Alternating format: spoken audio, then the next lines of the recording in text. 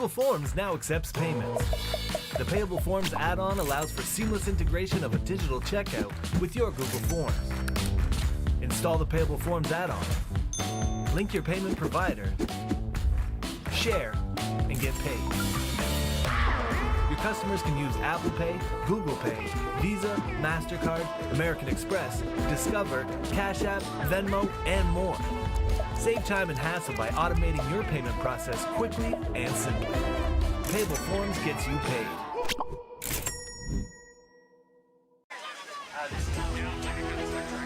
From Colonel Sam Smith Park on the campus of Humber College in Toronto, Ontario, Canada, this is the 2024 AFL Transatlantic Cup presented by Payable Apps.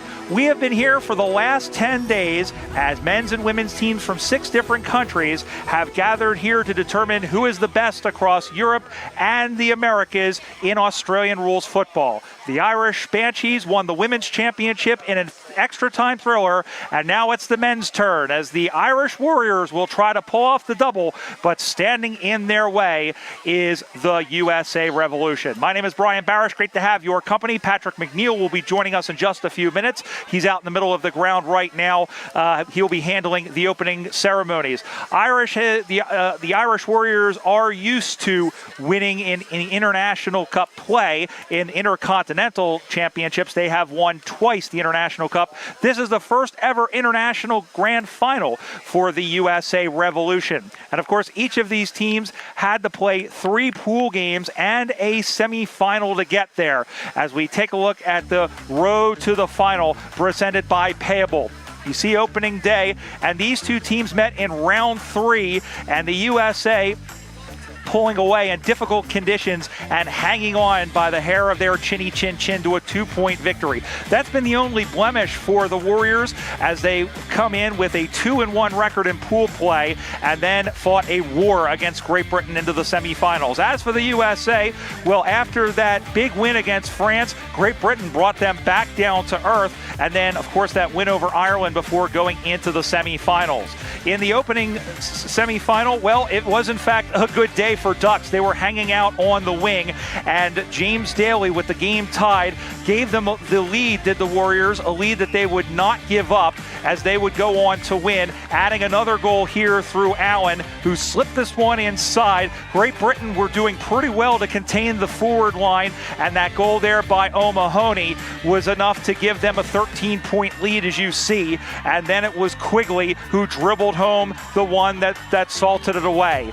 So Ireland knew that they were going to play the winner, and they celebrated yet another appearance in the grand final. It's not the MCG, but it will have to do. In the American group, the only team that won, that had a winning record, the USA at 2-1, taking on 0-3 Canada. Jacob Gross of the Des Moines Roosters snapping home a goal that was 1 of 3 in the opening quarter, the other 2 by Mark McClure. Then just pinching in. How about Gabriel Martin Del Campo of the LA Dragons, just slotting that one home? He had a big game as well. The U.S. went up early, and then how about Julian David showing the defender a clean set of heels, the man who's a new dad, and baby Evander cheering back home. The USA on to an easy victory. It's the 18th time in 19 tries that they have defeated Canada. So will the USA avenge their women's team's defeat by winning, or will the Irish Warriors win their 3rd Intercontinental Championship and their 2nd on the day?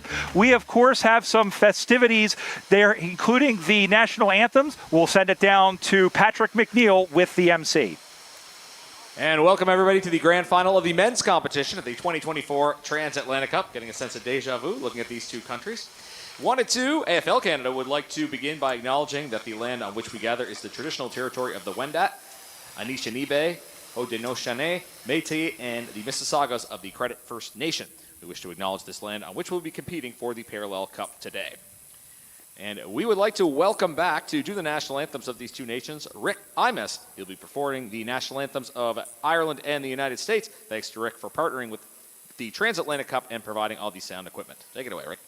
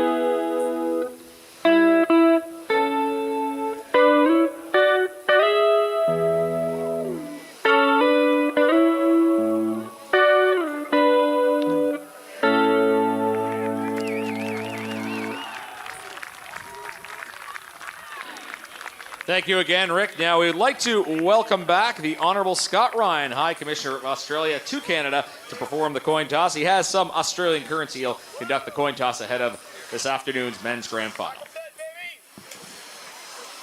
Great job, by the way, by Rick Imus for the national anthems. And just chiming in to say that the wind is blowing right now to the left of the screen. That is the Toronto side of the ground. And you see the captains in there. Dan Livy for the USA. Paul Murphy for Ireland. Whoever wins the toss will select where they kick in the first and third quarters. They'll switch at the end of the first term and at halftime. And again at three-quarter time.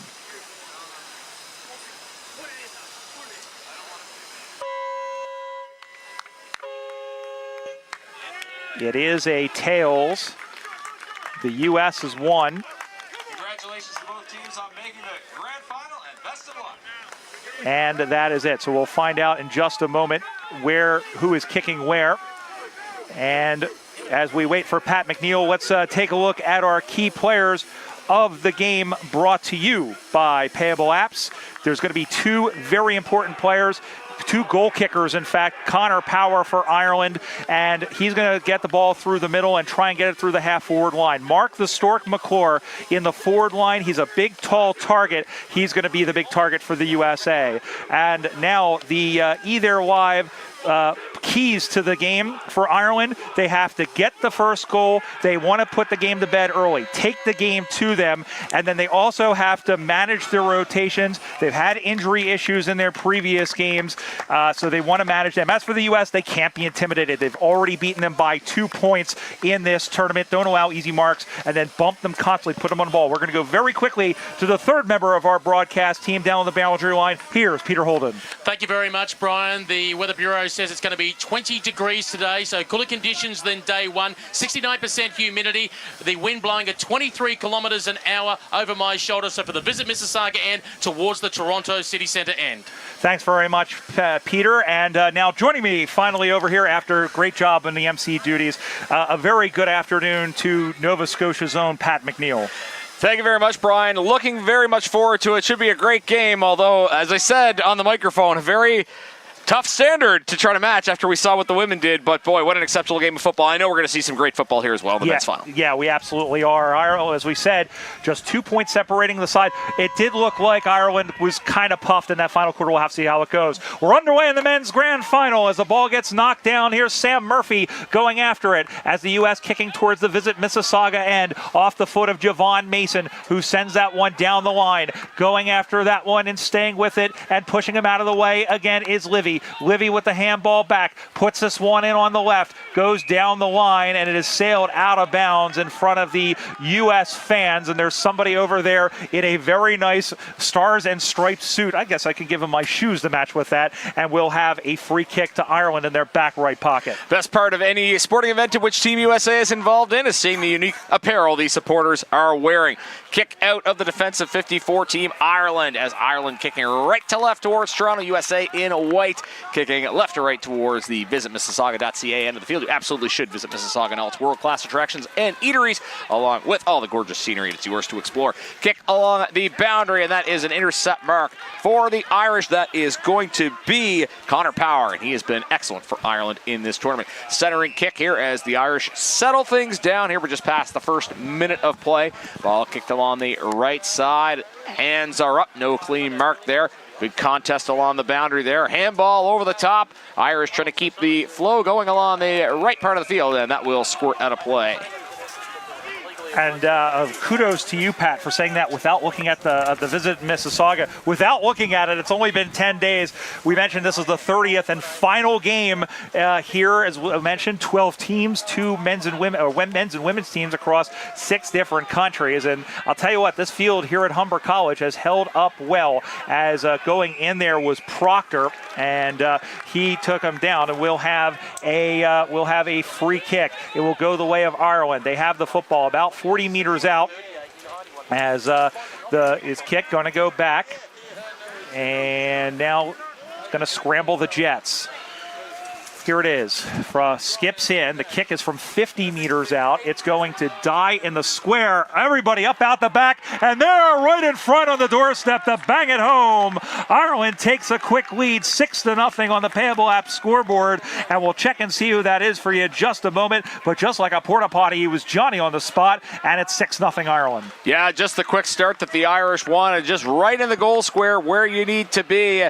Pick up the traffic incoming, and a nice tap to set that up as well, as I think that was Kevin O'Donnell that knocked that through, and great work by Darren O'Dwyer as well to set that up with a tap, and it's a critical Irish score. 1-0-6 Ireland, no score USA in the Payable app scoreboard. Don't forget to visit payableapps.com. From the Belfast Redbacks, claimed to kick 15 goals in a game once, and I think that's like a fishing story. I feel like he actually kicked 9, and every year that just keeps longer and longer, and when we have this again, maybe in 2 or 3 years, that number will balloon out to 21 goals as the ball bounces in front, going off of that was Power who sent that back in. DePina goes back, looks for Mason, as looks like DePina sold him up in a barbed wire canoe without a paddle, something like that. I think that was the joke, as Daly has the football. This is James Daly. There's 2 of them, Allen being the other, through the hands there of Paul Allen, and it'll be a free kick going the way of the USA. This is Alex Tukowski. They're watching back home in St. Louis. They're going to send this one down the line. Handball in front. Kept it in front there by Will Bryan. Long handball into the middle of the ground. Now they handball up over the top, going back, one-on-one contest. There again was Meyer, who was going after the football, throwing that one onto the left and sending this one in. 2-on-2 contest, bounces away from Proctor. Going after it is Eric Anderson, and Anderson just got the ball away. Boy, that was awfully close. And then Proctor had it at his feet. Little handball off, handball up over the top, drops in front. Going to get picked up there by Gelati. Lost the pill. Ball hugs the boundary line like a teddy bear. Still in play, and it's a mark they'll play on quickly through Curtis. Yeah, ball moving up the boundary courtesy of Team USA. They're trying to push it along the left side. Ball kicked, looks to be a potential forward entry. Nice mark there by Max DePina. Got the arms up, had to leap, and as he's called Thunder, we've heard some of that here today. He was up in the sky, and another nice mark here as USA using a height advantage. That's Mark McClure. Who else?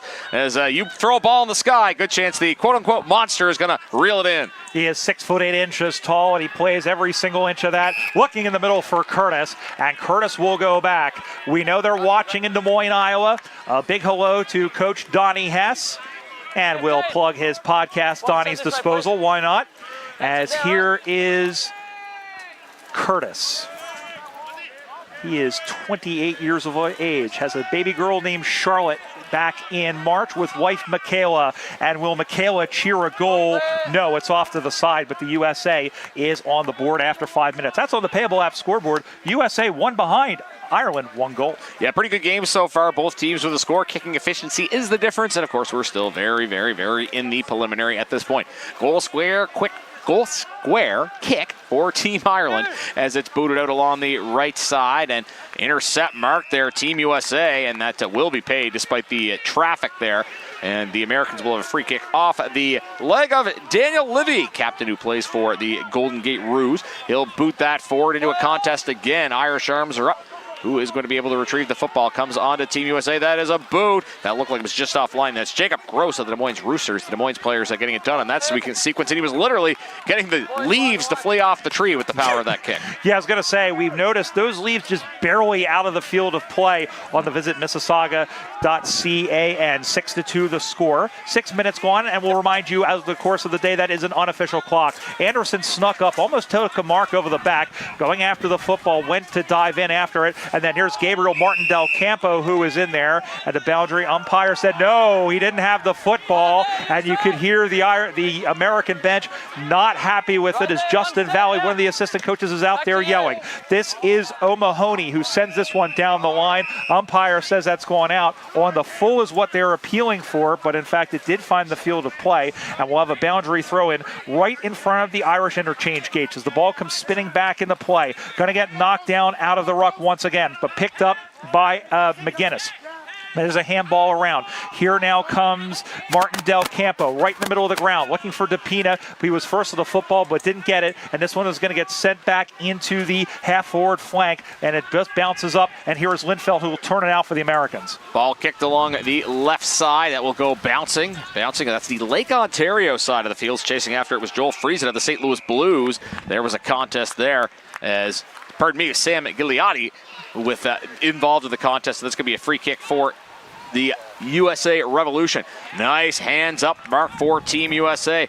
Short kick. That's not going to be marked. Looked like a shallow forward 50 entry, but the U.S. couldn't complete the mark. Irish now trying to clear it out of their defensive 50. Contest along the ground. Handball will shovel the ball out. Again, the game remains on the turf, so to speak. And yeah, you can hear the sounds of Brian Barish enunciating what's going on in the hard-hitting action of the field. That was given as a push in the back. I think he was going after the football and he fell over. But you know what? The umpire is way closer than me. And what do I know? As this one is sent down. Good punch over the back there by Luke Meyer, the man they call Kansas from Wichita. You mentioned Joel Friesen. He was named to the team out of the St. Louis Blues. Unfortunately, Frosty picking up an injury right before this tournament. He unfortunately didn't make the trip, but Luke Meyer, who was the last man in, did make the trip, and he's had a couple of touches and been important on the defense. They'll play on quickly down the line, looking for DePina. Helmus had a sliding mark, went without the footy. Going to get picked up and getting some running room there. Throwing this one on the left foot. One-on-one contest, and that's going to be Meyer. We mentioned him, and unfortunately, he unfairly got in front of Gene Casey, who has the ball in the wing position. That's the E There Live sports app. One-on-one contest. Ball, sports side, running onto it and running him down. Showing him a clean pair of ears is George Dwyer, and he will run in and kick a goal oblivious to the carnage behind him. Second straight kick for Ireland. They go to 2 straight 12. The lead is 10 points. USA 2 behind, 9 gone first term. Spectacular individual effort by George Dwyer. It's been raining, and he parted the seas, running up that left wing, cutting out to the middle, just booting it through. And as Brian said, oblivious to anything that was behind him. Fast start for Ireland with this 10-point edge. Still lots of football to be played. Moses. And we're back in the middle of the ground once again. Yeah, he looked like Moses parting the green sea right in front. It's mostly green. And, hey, we have to give it up to not only the grounds crew here at Humber College, but also Jacob Heusler and everybody involved with AFL Canada. This field has had 30 games. This is the 30th, including 2 extras that we had yesterday with the reserves and the women's game as well. And it has held up immaculately, even though, again, as you saw in that semifinal, it was a very good day for ducks. We had ducks, we had all sorts of waterfowl of the actual variety. Aaron's with the football. That's Sean Paul Henry, and he is trying to turn up the temperature. I'm stealing that one from you, Pat. It'll be a free kick. Gross was starting to go with the football, and now he'll be asked to come back on the mark. That will allow the Irish defenders to get back in defense. There is an ugly kick. It goes through. Clean balls by Curtis, meanwhile, and played out. But there to get that one in defense is Ryan McGettigan. Yeah, USA with an opportunity here. Ryan McGettigan plays for the Philadelphia Hawks. Brian's old team boots it in to the forward 50 circle for Team USA. Ball bouncing along the ground. As Brian said, the ground holding up pretty well considering all the footy and all the rain we've seen off and on this week. Taken down there was Thomas Proctor, but USA keeps possession. There's a boot going towards goal square, almost marked. Ball still available, and the U.S. calling for a hold. Looks like they want a free kick, and I think they're going to get it. This is a big opportunity for them to get a major score here. Absolutely, and a good job of working that one free. I believe this is going to be, well, we'll see who it is when it turns around. It is Mike Linehan, the man they call Shark from the Austin Crows, 5-time defending USAFL national champions, but he kicks it right on the mark, except he came over the mark. He came over the mark, so not only will he get a second chance, will Linehan, as moving a little bit too quickly there was Owen O'Sullivan. And now not only will he get a second chance, but will be from dead in front. Linehan, 2 steps, bang. USA needed that one pretty quickly, like I need a refill on water. 1-2-8 for the USA. Ireland 2 straight 12. That's on the Payable app scoreboard. 8:15 to go. Yeah, that's how long Brian has before he can run to Humber College right behind us to fill up that water bottle. That is a big goal for Team USA, and obviously you couldn't really give 50 meters there, couldn't give any sort of penalty, so it ends up being a little bit closer, and it is a goal to Michael Lenahan, the man they call Shark, as he mentioned, of the Austin Crows, and he played here on this ground of the 2022 Parallel Cup, and he has a crucial goal for his team as we get a ball up following the goal. It is now 12-8 in favor of the Irish. Again, Ireland in green, USA in white. Ball kicked out towards the Toronto end, the end that Ireland is kicking towards.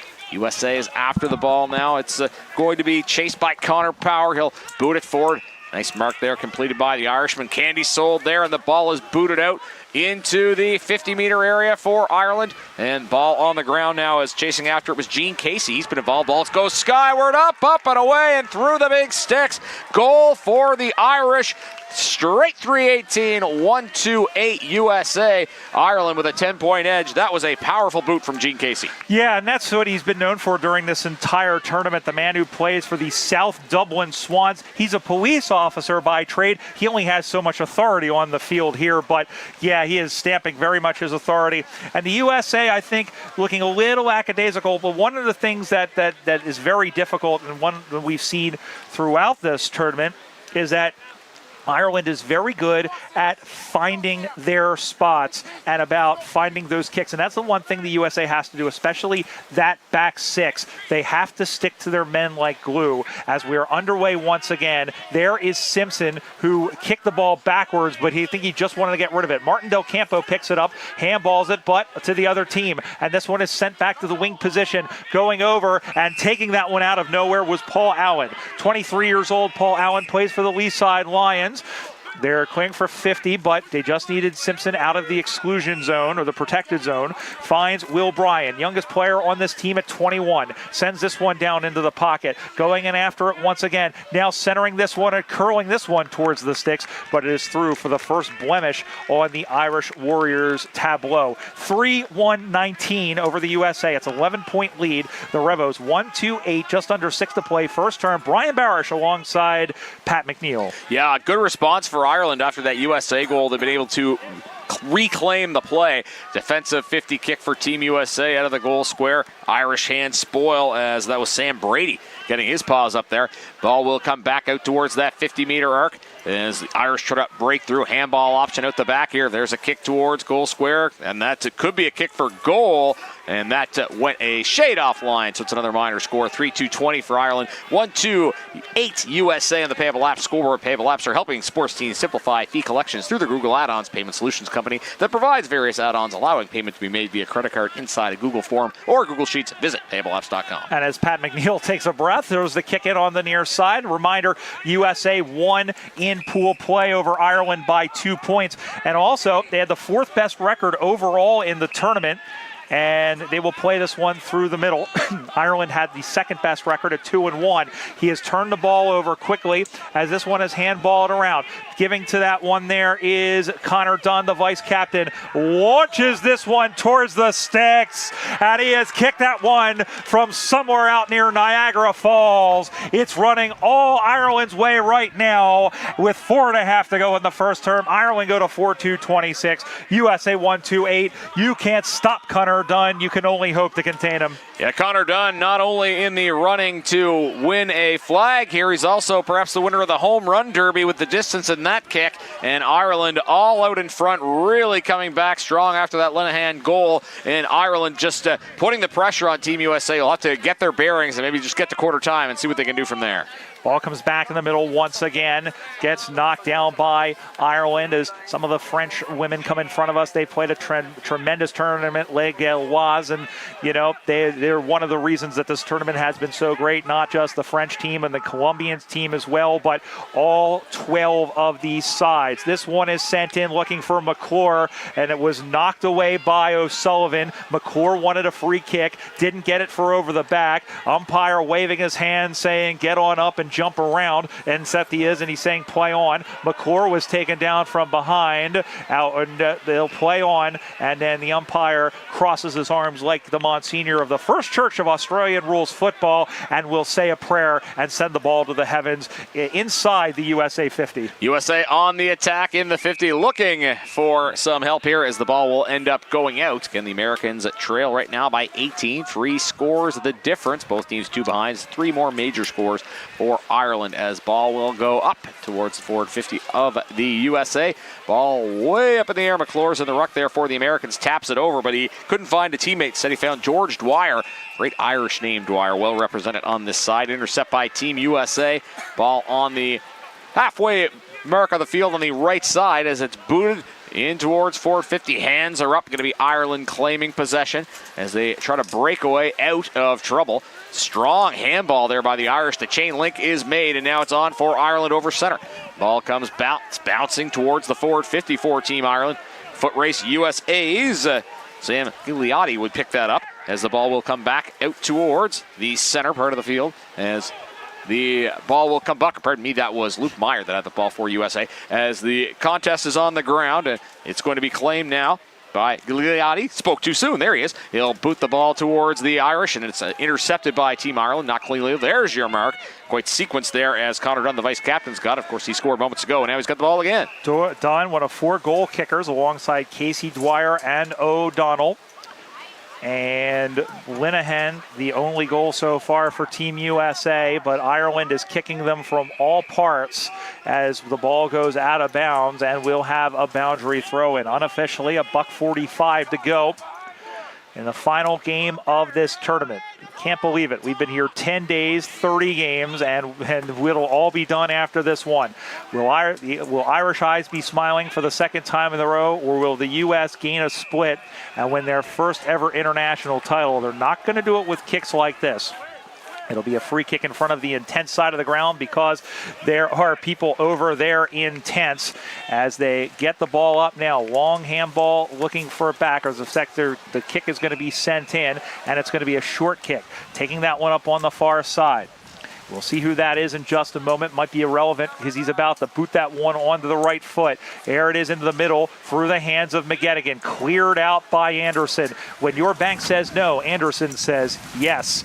And the ball is taken down. That's 2 random references there as the things have whipped up now in the Either Live commentary tent with 45 seconds to go. As we wait for Brian to talk about Bob Seeger, because everybody's against the wind with things picking up here in this contest as USA trails 26-8 to Ireland. Irish with the ball, and it's booted down the boundary by Connor Dunn, the vice captain, who had a very long blast through the goal sticks earlier. And that ball will go out of play as we're getting into the final minute. As I said, the Americans, obviously they would love to score. That's going to be improbable based on where they are in the field, but they kind of just want to get to quarter time and regroup. Still lots of time left in this one. Again, that clock is unofficial, though, so might have a little more or less than 14 seconds left. Ball up, and it's batted by Irish hands, and now American hands are batting for it. Where's the football going to land? It's punched into past the forward 50 line as we're into time honor. No, we're not. The horn goes, and Ireland with a 4-2-26, 1-2-8 lead following the first quarter of play. That's on the Payable app scoreboard. And Pat, again, a little bit of that back and forth boxing match, but early on, Ireland whipping out some of the haymakers there, especially with some of those key goals. I think the USA, one of the things we talked about in our Either Live keys to the game is that the U.S. had to be efficient with their kicks. It's going to be difficult in this win, which is starting to swirl a little bit, but that's going to be the big thing because Ireland, their skills are good and they control the game. They're very good at finding the open man and spraying to them. It isn't as comprehensive as we saw against, say, a Great Britain, but it is happening, and that's been the difference in the game. Yeah, for me, the Irish have moved the ball the best of any team we've seen in this tournament. And in that first quarter, they really had that game-breaking potential. Like, you look at a guy taking the game into his own hands, like Dwyer did, just sprinting up the boundary and then just cutting in for that goal. Or you look at Dunn just blasting the ball from such a far distance out. So if you have those types of key plays, it's certainly going to go a long way in helping you en route to victory. But again, still so much time left in this game. Peter Holden, our boundary umpire, is taking an ear to the huddles, and we'll get his report when we return for the second quarter. You're watching the grand final of the men's division at the 2024 AFL Transatlantic Cup from Toronto, and it's brought to you by Payable Apps. Google Forms now accepts payments. The Payable Forms add-on allows for seamless integration of a digital checkout with your Google Forms. Install the Payable Forms add-on, link your payment provider, share, and get paid. Your customers can use Apple Pay, Google Pay, Visa, MasterCard, American Express, Discover, Cash App, Venmo, and more. Save time and hassle by automating your payment process quickly and simply. Payable Forms gets you paid. Play for fun. Play for fitness. Play for glory. Play for community. Play for club. Play for country. Play for each other. Play because you love playing. Play footy. Visit aflcanada.com and find a club near you today.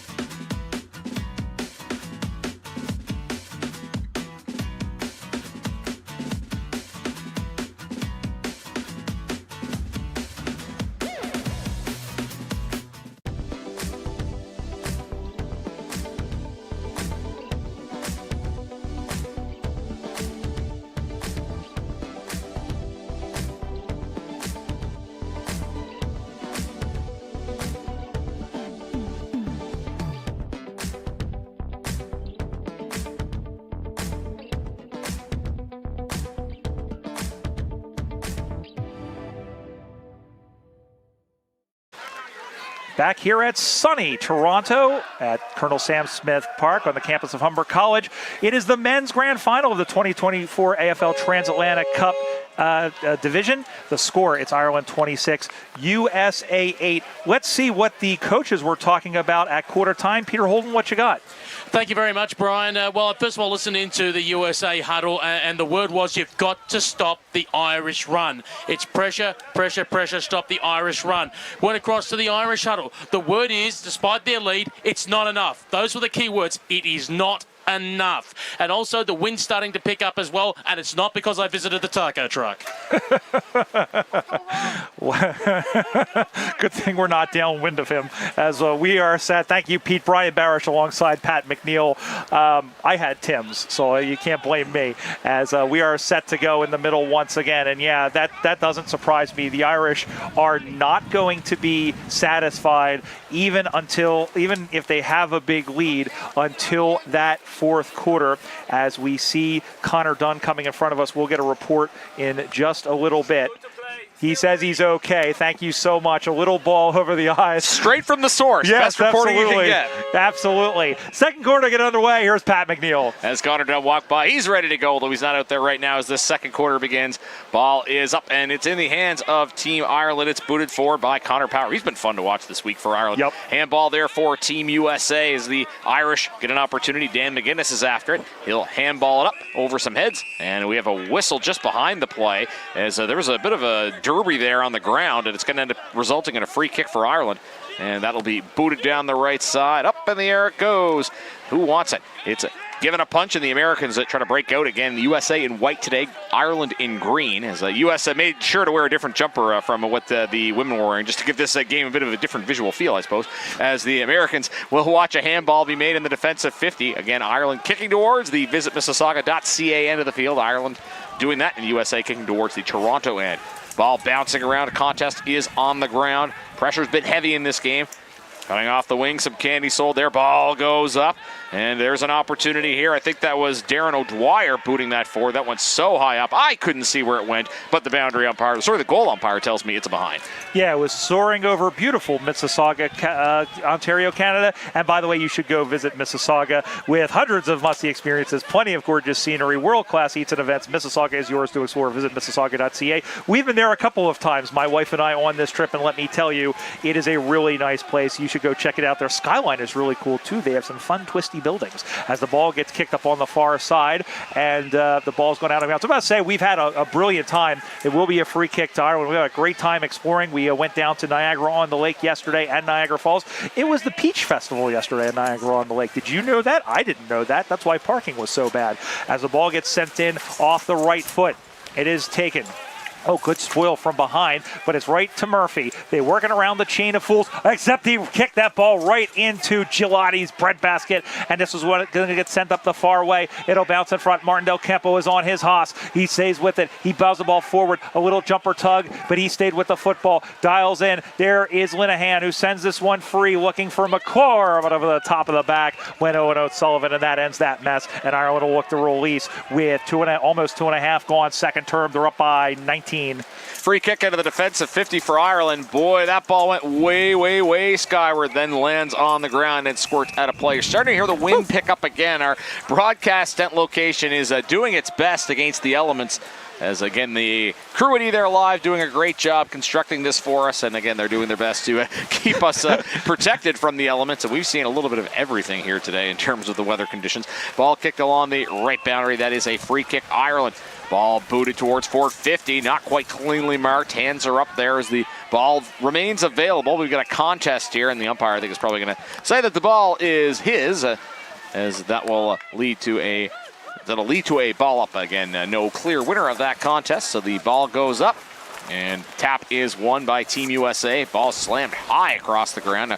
Connor Powers after it for Ireland. He'll boot the ball into the forward 50, and we get a whistle downfield. That's actually going to be a mark for Team USA, it looks like. Ball is kicked to the left side. Bit of a switch activated by the Americans. Couldn't hold the football, though, and that's Murphy that's after it for Ireland. The captain, Paul Murphy. Always a presence out there. Ball goes bouncing along the ground as there's a contest afoot. USA will take possession along the left boundary. Didn't go too far to the football, and it's going to end up in the hands of Sam Brady. Brady moves it across to a teammate who will skyward that ball towards the goal square. Hands are up. No one can get a mark on it. It comes to American hands. It's still for the taking on the ground, and we'll get a whistle. And that looks like it'll be a chance to reset.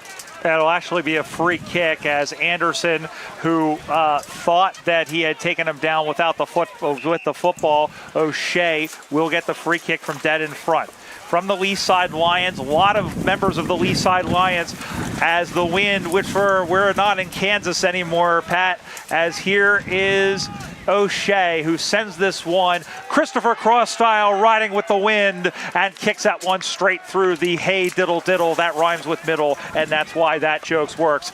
On the Payable app scoreboard, 5-3-33 for Ireland, 1-2-8 for the USA. That's the first for O'Shea. He's one of 5 goal kickers, joining Casey Dunn, Dwyer, and O'Donnell. Linehan, the only goal for the Revolution. And I was going to say, I don't know where they got this tent from, but I'm pretty sure it's from the same Amish place that they got our shed in the backyard, because it is withstanding the elements here. It's sunny out. That's the good thing. We're not dealing with rain. And hey, look who just got in here. Introducing a man who has played 300-plus games with the St. Kilda Football Club. It's a very good afternoon to you once again, Nick Revolt. Good afternoon, gentlemen. This is looking a little bit ugly here now for the Americans in what was a great grand final curtain raiser between the Freedom and the Irish women's team. This one looking a little different.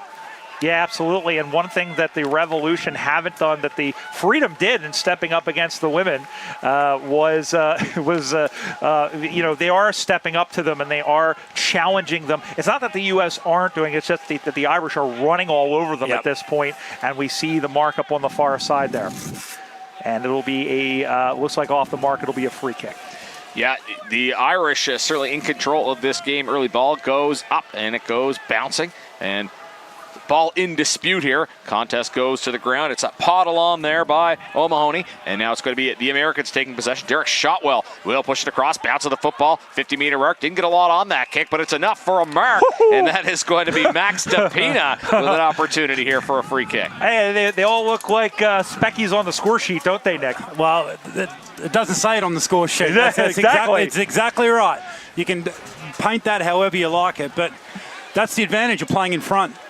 Here is DePina from Seattle, Washington originally. Sends this one into the wind, and he has sent that one through the middle. And the USA get their second sausage roll of the game through the man and Max DePina. They go on to 2-2-14, back to 19 points, 5-3-33. He is playing his football for Yarra Glen after starting his career with the Grizzlies. And we mentioned this in the women's game, Nick. It's great to see a lot of players coming from overseas. You know, they're not making the same impact as, say, a Mason Cox or a Danny Marshall playing at the higher level, but they're playing at the state level, and also they're getting great experiences just playing local footy as well. Yeah, absolutely. And then, again, to become advocates for the game and bring that back here. I was talking to Danny earlier, and, just you can see the way the other players that haven't been exposed to sort of that level in Australia, they gravitate towards those more established players. Yeah, Nick, you really were enjoying watching that women's grand final. How much do you just enjoy the unbridled passion of the game at this level? Well, I've got to admit, it was a little traumatic for me to be witnessing a drawn grand final. Brings up awful memories. You brought it up. We didn't. I have a very quick story about that I hope you'll find some humor of as the ball's on the far side. When that happened, I was watching it at Mikey's Pub, which is no longer there in Philadelphia. And, of course, I've been watching the game for over 30 years, and I had about 5 different people come up to me and say, Barish, what happens if it's still tied? And I said, they got to come back and play it again next week. And they were like, you're joking. Yeah. I'm pretty sure that's what you said as well. Like, you're joking. My wife was at the ground. She'd only moved to Australia from America that year, and she was in a suite at the ground and said, when the siren went, it's okay, we'll get them in extra time. I was watching at our colleagues David Smith's house, and I had no horse in the race, and I was extremely excited because I knew I'd witnessed history. Yeah. Well, it's the last one we'll ever see. Absolutely. Nice to be the guinea pigs for a rule change. If only it had happened about 7 years later, right? Seriously. Oh, that's listen, I'm glad you can laugh about it now, but that was a great game to watch, and so is this one. And turning that one out and turning in quickly, slaloming through the white jumpers, but getting hit by a tree almost, and giving up the football was Seamus Owens, I believe. I think he was trying to do just a little bit too much, Rue. Yeah, it looked like he was, I think, a little bit surprised that he actually took the mark in the end and wondered whether it might have been touched. Well, here is Dwyer. That may have been O'Donnell, actually. And there's a big tackle put in by Ryan McGettigan right in front of us, but they get it away. Here is Seamus Owens of the South Dublin Swans, and right out on a dime is taken there by the man in James O'Shea. That's a little bit of the difference just in that passage of play there, the run and the link. That's Gaelic footy sort of coming to the fore. Sending this one in towards the 6, drifts across with the win. What a mark. Yeah. That could be a Payable Apps mark of the tournament, taken there by the man and Timmy Linfeld at 43, the oldest man on this Revolution team. They will work it out quickly, although that is an unforced error there as Shotwell misjudged the handball. Perhaps the wind took it, looking for Martin Del Campo. Almost the halfway point of the second term, men's grand final in the final game of the 30 we've called. Ireland leading by 19. Yeah, ball goes up, and if you're USA, you hope that mistake doesn't come back to haunt you. Hands up everywhere, and it's handballed out by Javon Mason. He was spectacular in the game against Canada for the USA. Ball comes along the right boundary. Good handball along the ground there. Just handball the space if you don't have anything else. But it is quickly intercepted by Team Ireland. That is booted out there by Paul Allen. He's been a factor in this tournament, but intercepted by Team USA. Is the link not quite being established there. Kick by the Americans. It'll come along the right wing. Nice mark there by Max DePina, who's been active with the marking game today. He'll boot the ball for U.S. looking for a 450 entry in a rare loss contest for Mark McClure. Well, they've got Owen Sullivan against them, and Height, Nick, not really. It's very much a commodity at this particular level. And when you've got a guy who's 6'8" like McClure is, you were questioning what it was going to be. That's going to be a great contest, and he maybe not used to winning all those. Yeah, and probably a little bit more difficult conditions with the swirly wind for those marking players. Ball goes to ground once again, and took him down without the football, and perhaps a little unlucky there by Eric Anderson, who we named him as an MVP of one of the games earlier. This is Paul Allen who has the football. Anderson has played staunch defense. He was asked in the Ireland game to come up and actually kick the winning goal. And it'll be interesting to see what they do if the game remains the same in the second half. Of course, we've got plenty of time here, but they will try to add this one on. This one is kicked up on the way. It is dead in front. Big mark, big contest in front, and they rush it through forward behind off the foot, I believe off the hand of Ryan McGettigan. So on the Payable app scoreboard, it goes back to 20 points, 34-14. And Nick, I want to ask this a question because I think this rule change came into effect when you were in the league. You know, we play in the USAFL with, there is no deliberate, you can pretty much do that in the, as we saw in the, I think it was the 08 grand final. Yeah. What do you think about that particular rule change, that you have to be under duress to concede it behind? Yeah, I like it because we did see instances where players were essentially walking the ball out, waiting, and then just killing 10 seconds off the clock and taking the ball back through. So I like the premise of keep the ball in play, particularly from a spectator's point of view. As a player, it makes it a bit more difficult. But as a spectator, that's another nice snap from the Irish. Give it to Cian O'Mahony, and they are lining up. That's the 6th goal kicker for the USA. And they go on. That's Cian O'Mahony, as that is their 6th goal. Joining O'Shea, Casey, Dunn, O'Dwyer, and O'Donnell. And look at this, swinging around on a loony because we are in Canada, and boots at home. And Ireland continue to kicking away. They are just too fast in that forward line, Nick. Yeah, they are. They're clean too. I think that's what's really standing out at the moment. We saw, the missed handball on the far side for the Revolution. Ireland have been clean with the ball. Now, Nick, looking at just the kind of the posture, the body language of USA, what do they need to do to kind of get back into this game? Well, I think you've got to try and retain a little bit of possession here, but the trouble is the ball's been living in Ireland's first half, so try and regain a little bit of possession and then resit the field. US need to really prioritise. Got a bit of confusion here with 666. Looks like it's gone Ireland's way. And I'm going to ping you on this one. What do you think of that rule? I like it. Yeah, I like it. It makes it more exciting, particularly late in games where you can't just flood the defense. Ball gets batted into the foot and right in front. That was off the foot of O'Shea. It goes across, but the faster man there was Anderson, who gets it out in the middle. DePina, second best on the contest, forced the drop, sending this one out. Did he make it? U.S. appealing for out of bounds on the full, and I think they're going to get it. And it will be a free kick to the USA. I think that's what it was. The Americans are campaigning for it. It actually looks like it's going to be a ball up. Ball in. I think that was, what happened? I think it was too close to call. I think it was juggled. I think the first touch might have been inbounds, and then once he controlled it, he was out. So the ball comes back into play. Good call. You're taller than we are, and you can see more. And we'll have a ball up once again. Looks like they've plucked a free kick out of the ruck contest here. Thank you so much. And now the wind is whipping in, and he's going to have the kick as a little bit of the anti-M Wizard of Oz action. I won't go into the high-pitched voice I did 7 years ago. That was from Airplane.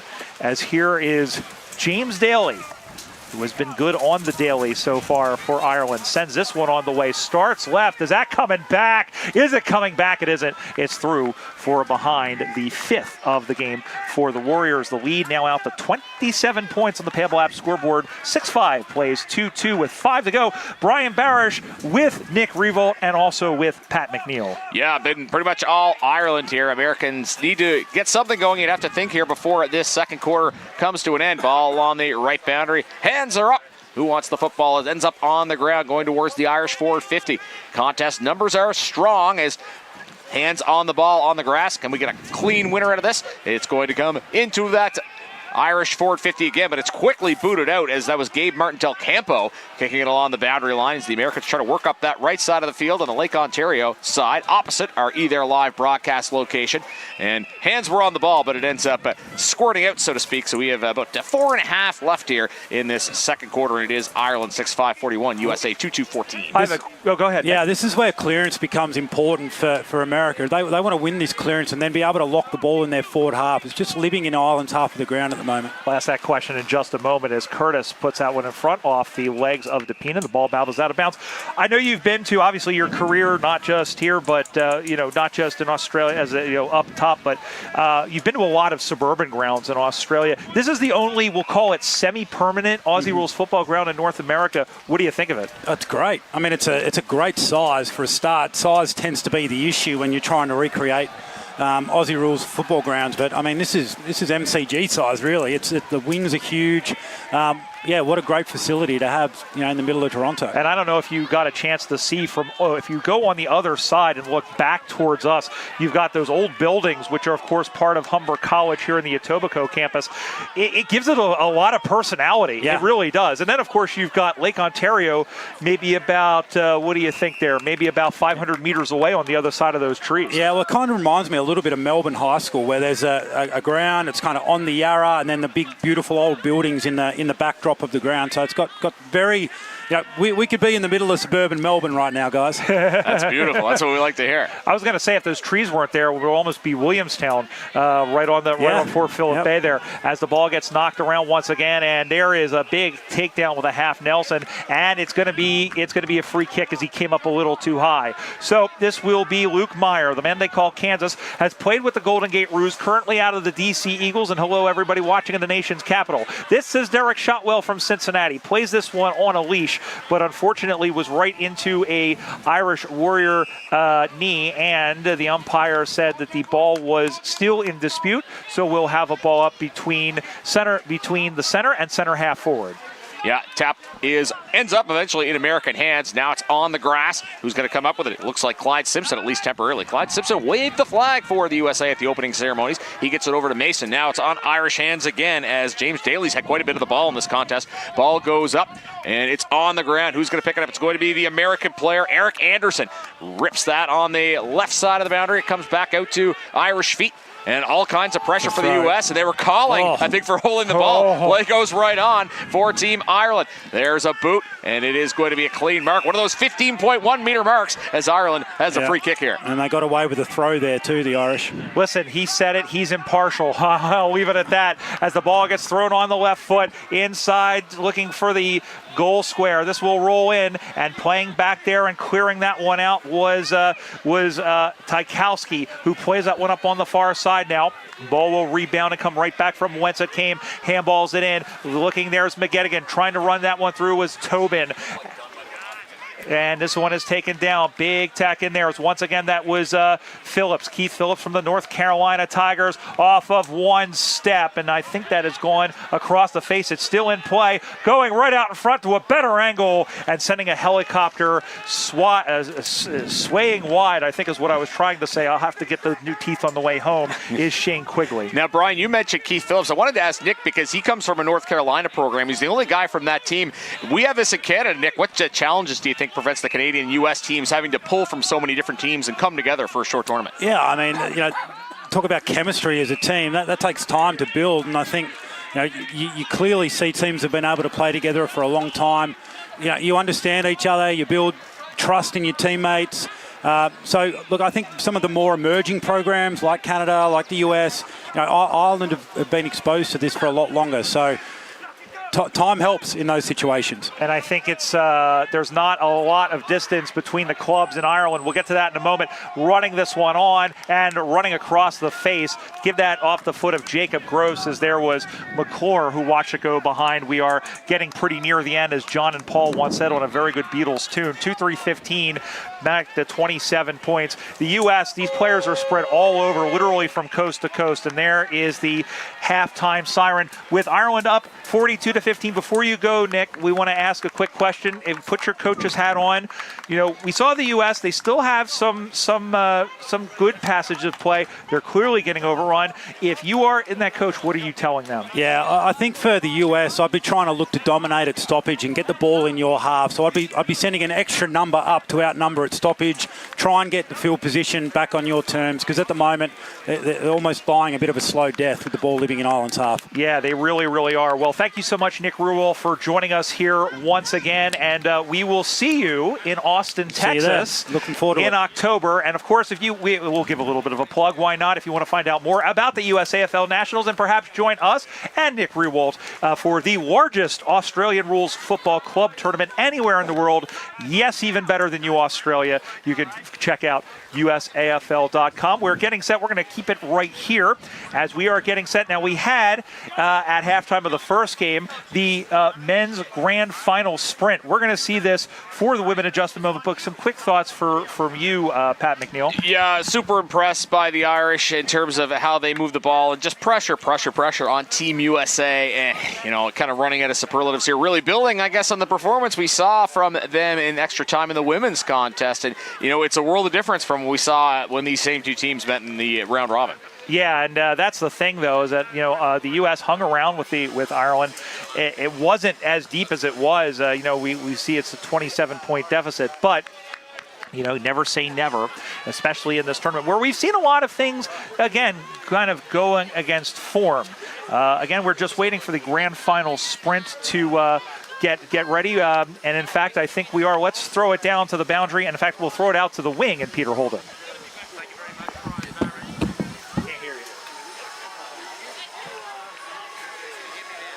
We're having a little bit of trouble with Peter's microphone at the moment, and we'll check that in just a moment. And once again, the score at halftime of the men's grand final, it is Ireland 6-6-42 to the USA 2-3-15. And if you missed the women's grand final, well, shame on you, because it was an extra time thriller.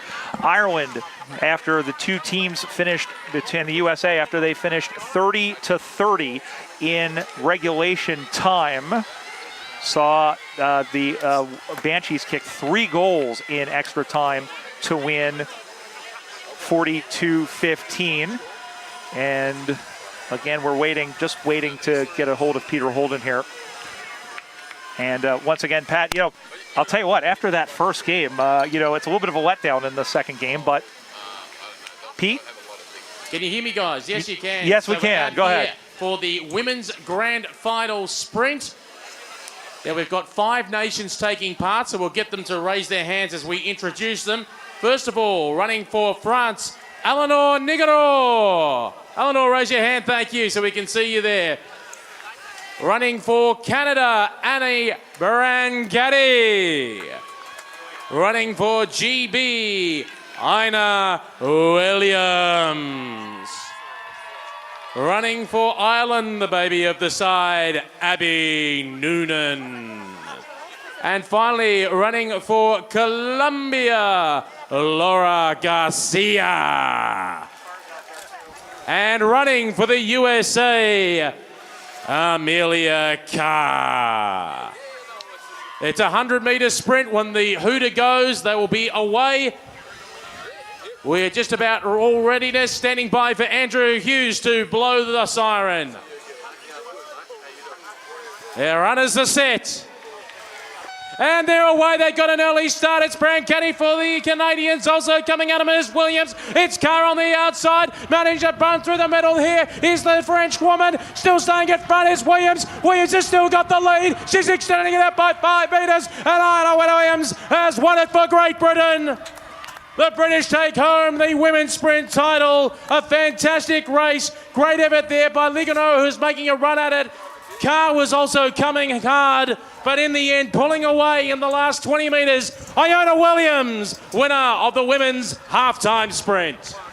Great call there, Pete. Pete's getting ready to call the 6th race down at Woodbine after this one. Congratulations to Iona Williams, who wins in a bit of a canter there in this grand final sprint. And the Great Britain Swans, well, they will take home some hardware and a win. And that was a lot of fun as she gets chaired off. We're going to step aside for halftime and return. You're watching the 2024 AFL Transatlantic Cup Men's Grand Final. Thanks to Payable Apps. Right here, thanks to Either Live.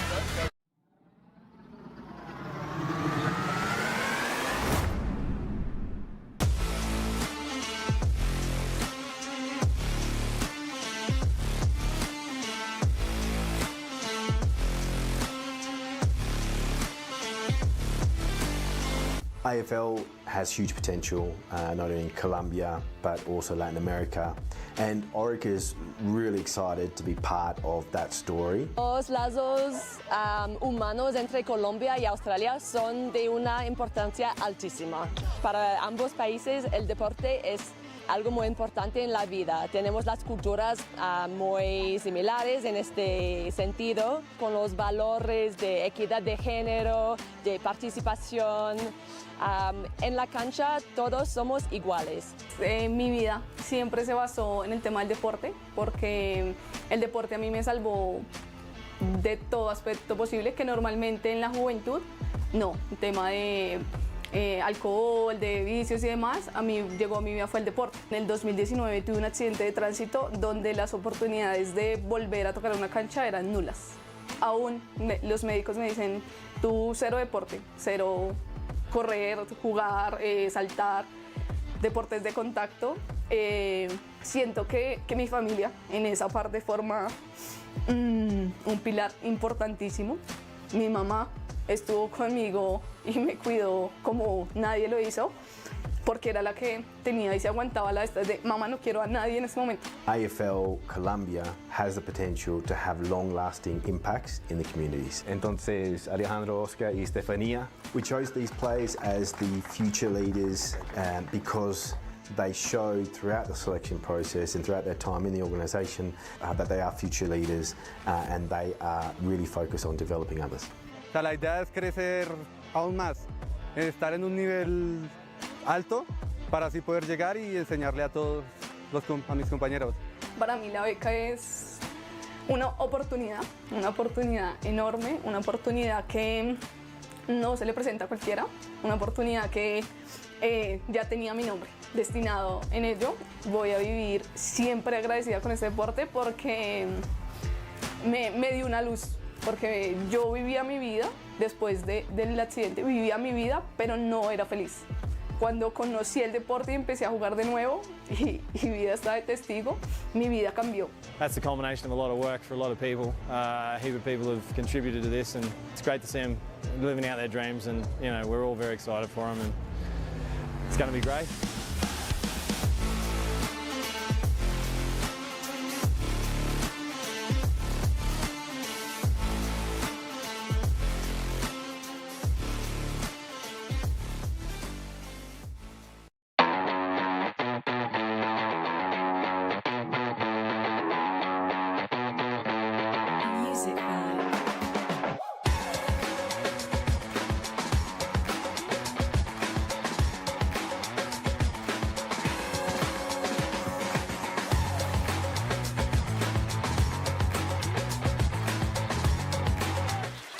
Back here at Colonel Sam Smith Park in Toronto, Ontario. We're on the campus of Humber College, and we're about to go out in the third quarter of this men's grand final between Ireland and the USA. The Warriors up by 17 points. It's 42-15. Quickly to the boundary line, and Peter Holden.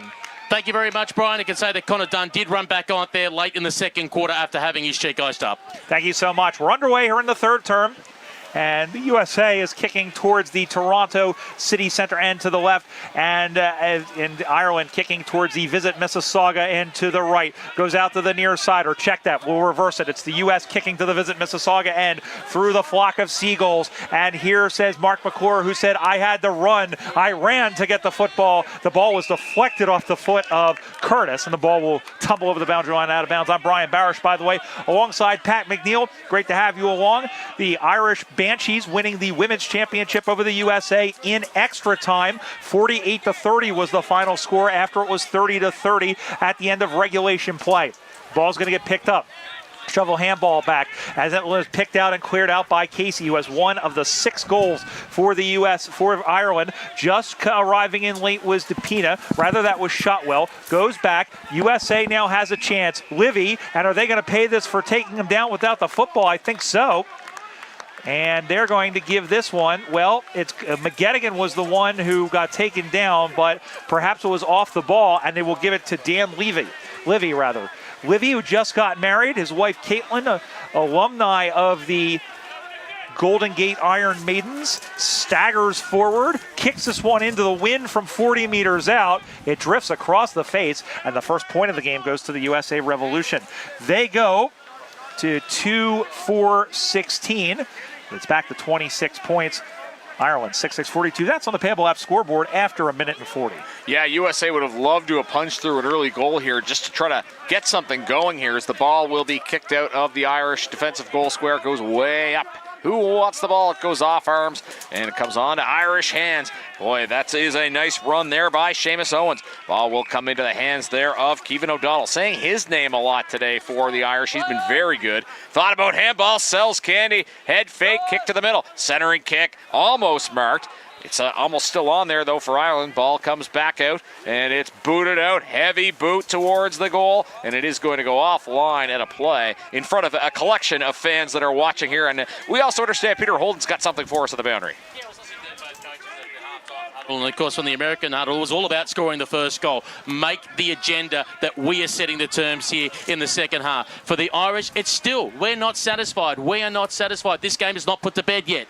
Ball comes spinning back in the play one more time. They are trying to put the game to bed and win another championship. As they come in over the top came Sam Murphy, but then turning that's one is Brian. Brian sends that one across the face. It'll bounce through, and rushing through that one for a behind was Eric Anderson, and another minor score for Ireland. They go to 6-7-43, back to 27 points. That was the halftime margin. USA 2-4-16 after 3 on the Payable app scoreboard. Yeah, pretty level play in the first 3 minutes here. Unfortunately, the problem for the USA is the amount of football that have been played prior, and they find themselves in this before-mentioned hole. Kick along the boundary. It is going to be intercepted by Irish player. Ireland in green today, USA in white. Ireland kicking towards the Toronto end, right to left. USA kicking to the Visit Mississauga end of the field. You absolutely should visit Mississauga for its hundreds of must-see attractions, world-class restaurants, gorgeous scenery. Mississauga is yours to explore. So that was a very nice mark there by the Irish player, as there has been about 3.5 minutes played here.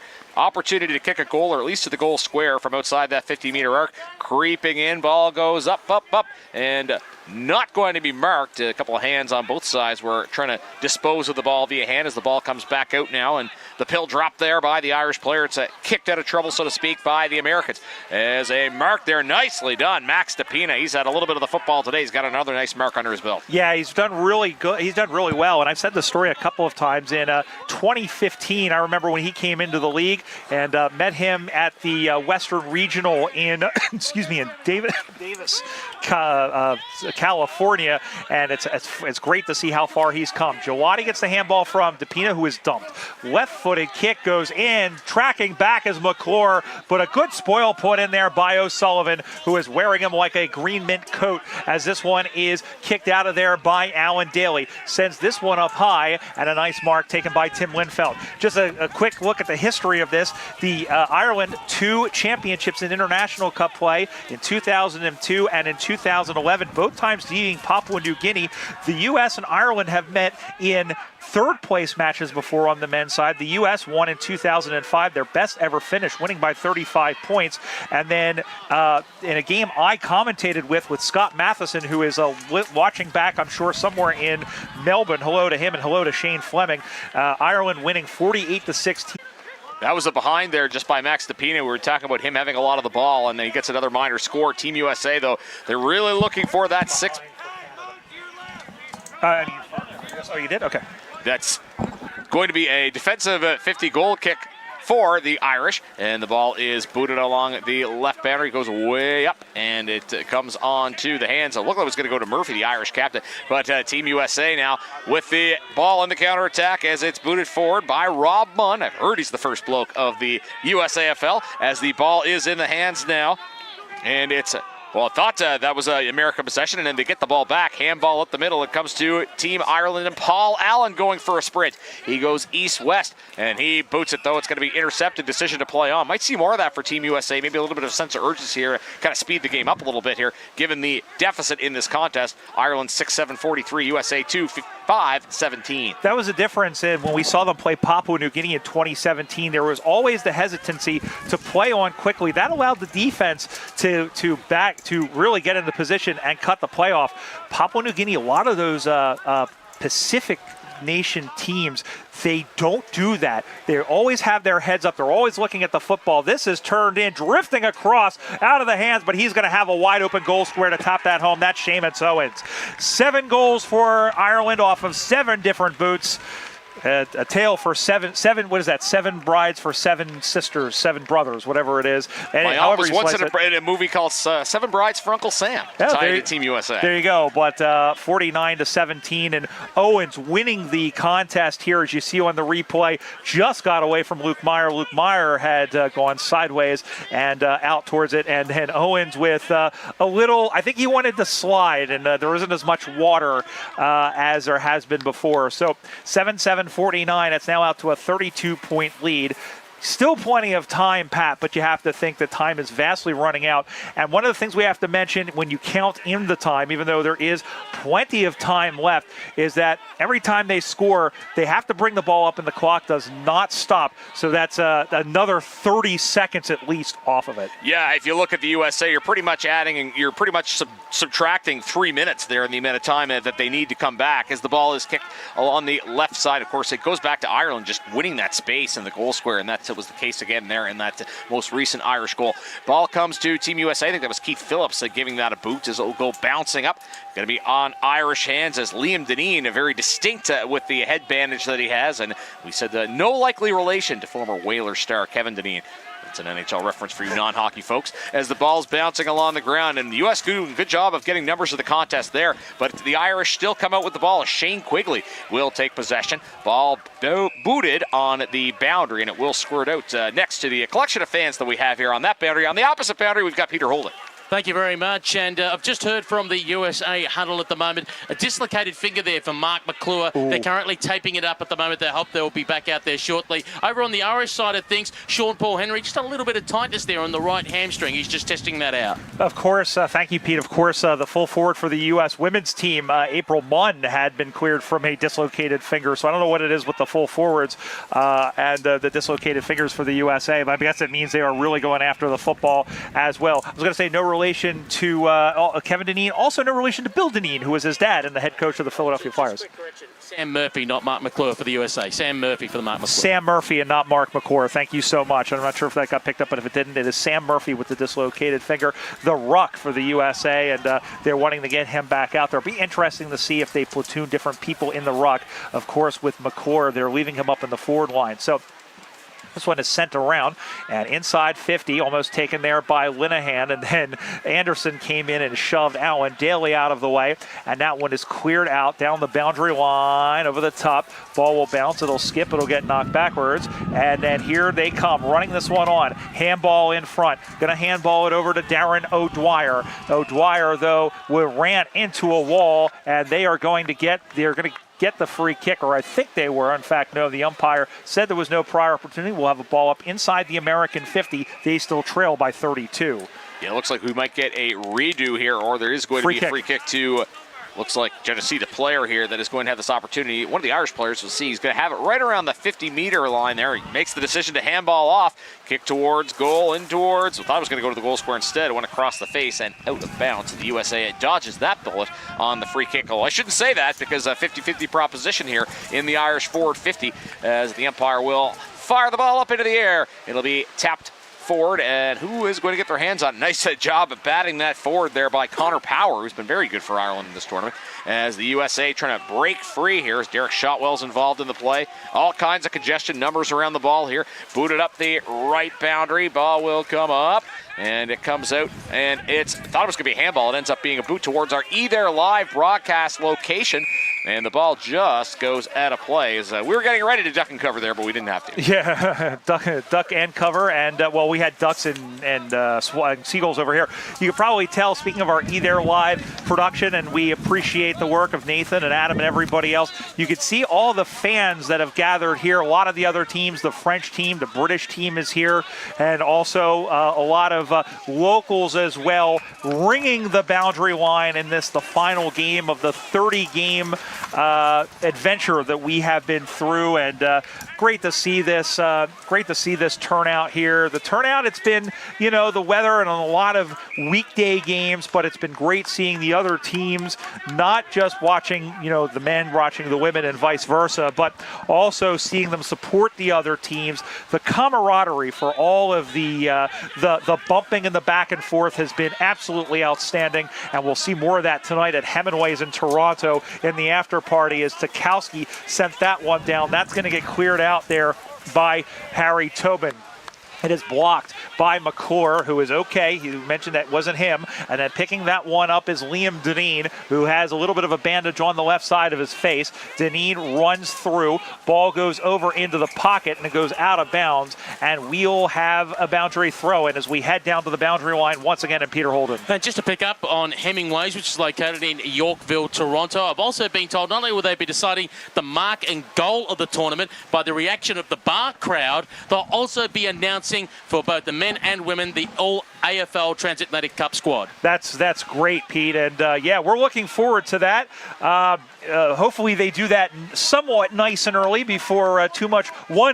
One before too much. 7 o'clock is what we're told if you're in the area. I was going to say, we have to drive back home to Philadelphia tomorrow. That's about a 7-hour drive, but we're looking forward to that. And of course, we'll have that. If you follow AFL Canada on social media, that will all be there. And of course, the official website of the AFL Transatlantic Cup is Anderson with a nice mark, and then caught a little bit extra afterwards. Nothing really in that. He was going for the ball as Tobin gave him a little whack across the neck there, and we'll have a free kick off the mark by Eric Anderson from the Sacramento Sun. I can confirm I will not be flying my own plane home tomorrow, so I'm a little bit less concerned than that, as there's a ball that is kicked forward, and that is going to be marked by Sam Gelati of the Austin Crows, played in this ground of the 2022 Parallel Cup, veteran of many other sports. He'll rip that in. Boot comes, and it looked like it was going to be a 450 entry, but in the contest there for Ireland was James Daly. He kind of got the worst of it, but it is still going to be a free kick to the team in green.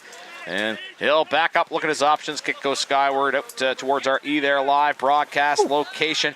Hands are on it. It's American hands for Zach McKinney, the only man in the world with a dual Dallas Stars Seattle Kraken allegiance, as the ball is handballed out as the Americans were trying to move that along, and that was, I think it was Derek Shotwell who's trying to handball that to space, and it ended up going to the boundary. So it's going to be a ball up from the umpire in the boundary right in front of our broadcast location. Seamus Owens with that. Speaking of the team in green, we have to acknowledge the 13th team of this, and that is the umpires who have come from all over the place, all across North America, all across Europe, and from Australia to make this tournament go. They have done a fantastic job as David was taken down, cleared out. Now Owens over the top.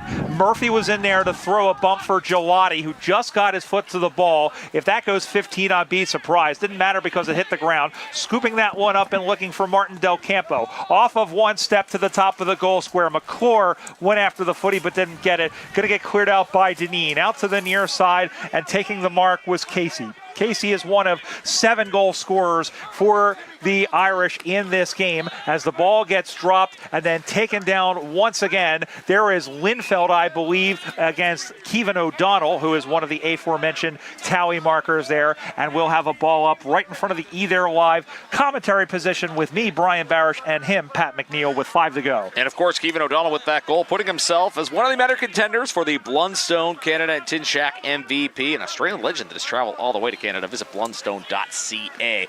Ball comes now towards Irish hands. That's Paul Murphy, the captain of Team Ireland. He is feeling the pressure there from Team USA's Ryan McGettigan. And I don't know if there was a winner of that contest. There was not, so that is going to result in a ball up with 4:47 left in the third quarter. Ireland 7-7-49, USA 2-5-17 on the Payable app scoreboard. As the tackle is coming from Ireland, the pressure. And once again, I don't think there was much in the way of prior, so the umpire will say, just like Brandy and Monica said about the boy, the ball is mine, and he'll throw that up. Comes back to American hands, and it's jetted across the field there by Clyde Simpson. He'll kick the ball towards the middle. Ireland with it now. Paul Allen will kick it along the right side of the field. Comes on to Irish feet as Conor McGroarty has it now. As ball will come back to Team USA. Phillips will move it. Give and go there with Shotwell, the Cincinnati Dockers. Shotwell goes for a bounce. Shotwell looks for a target, has someone up front who's looking, I think, for McClure, who really took a blow in the back. Team Ireland now with the ball, and it'll be make a short kick. And I don't know if that was quite the 15. Are they going to call the play back? Is that no play continuing on? U.S., I think we're calling for a whistle here because of the man down. Ball comes out into the Irish forward 50, who is going to get their hands on it. It's going to be American hands. As there's a tackle there. We've got bodies all over the floor, all over the ground here. Brian, try to sort this out for us. Yeah, there's two of them down with McClure and Sharkey and Linehan, who are both taken down. So, and they're still both down. In fact, McClure has gotten up and is coming to the sideline. I think he may have a cut to the head. We'll get more from Peter Holden. In fact, let's get it now. Yeah, thank you very much. I'll keep an eye on that one for you. But also for Ireland, just coming from the injury tent then, Shane quickly, he says, been nursing a bit of a crook ankle all tournament. His left ankle, in fact, the whole left boot has been taped up. That was a behind there while we were getting that report. Thank you very much, Peter. 7-8-50 to 2-5-17 out to 33 points. And there is Linehan, and he is not leaving through the interchange gates, so his afternoon is done. And if you're with the Austin Crows back home, you're hoping that this isn't too much of an injury there. And we have another man down and getting up slowly. I think, well, let's park the peepers if I can see who that is. So all of a sudden, it's like the walking wounded. And we'll keep an eye on the player as we'll wait for a restart. And now coming off, it looks like Eric Anderson. And so the third three players, all in the span of 30 seconds, are off the ground. They do have a six-man bench here in the AFL Transatlantic Cup, but not what you want to see here, even with the way that the U.S. is, and that was not Eric Anderson because he took that in. So we'll double-check who that is for you as Anderson plays down the line. Going to almost getting punch-free there by Daly. Ball bounces away. And then throwing himself in there was Aaron Gray of the Boston Demons. And in fact, it'll be a ball up. It'll be in the center half forward flank. Yeah, ball up is going to be initially won by the U.S. Handball forward as taking it forward is Zach Moose Taylor. And it is not a correction. That is Aaron Gray with the ball. And we'll get another ball up as in the ruck contest. It's won initially by the Irish. USA will take possession. Handball out the back. Didn't go as planned. Iron on the counterattack now. Going for a run there. Whoops. Is Connor Power. Gets a bounce of the football. He'll boot it high skyward. Where is it going to go? It's going to land into a USA intercept mark in the final 2 minutes. Again, reminder, the time is unofficial, and that could come into play with all the injury time that we had here in this third quarter of play. There's a tackle, and the Irish will take possession. Ball comes out towards the goal square. Ball bouncing, and it's just going to go a shade offline across the face. And that will be no score. Again, the ball squirting out without going through any of the sticks, and the umpire at the end of the field will throw it up for a contest. One thing you saw over there that they didn't have, and I didn't notice it yesterday because I was here at 9:30 in the morning and then went to the falls, is a beer tent. There's a beer tent over there, and they are enjoying the last remnants of this tournament with some liquid refreshment. There's Gabriel Martin Del Campo, who just gets his right foot to it, goes down the line to Pina, had it bounce off of his hands, picked that one up, wheels around and goes down the line. It'll roll, it'll skip, it'll hop. There's David in a one-on-one contest. He wins the football. Nobody is there in the goal square. It's a foot race. Going after it is Gray. Going after it too is Sam Brady.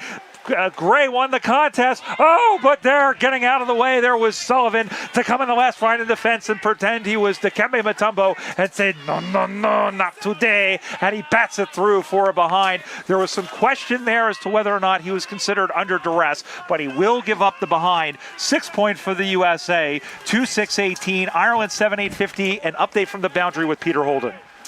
Been from the USA tent, which almost could resemble MASH at the moment with a few players in there. Mark McClure at the moment, they're trying to dampen the top of his head because there's a bit of blood coming from it, and they're probably looking at doing stitches there. And also for Thomas Proctor, they've just taken his left boot off and they're taking a look at his ankle.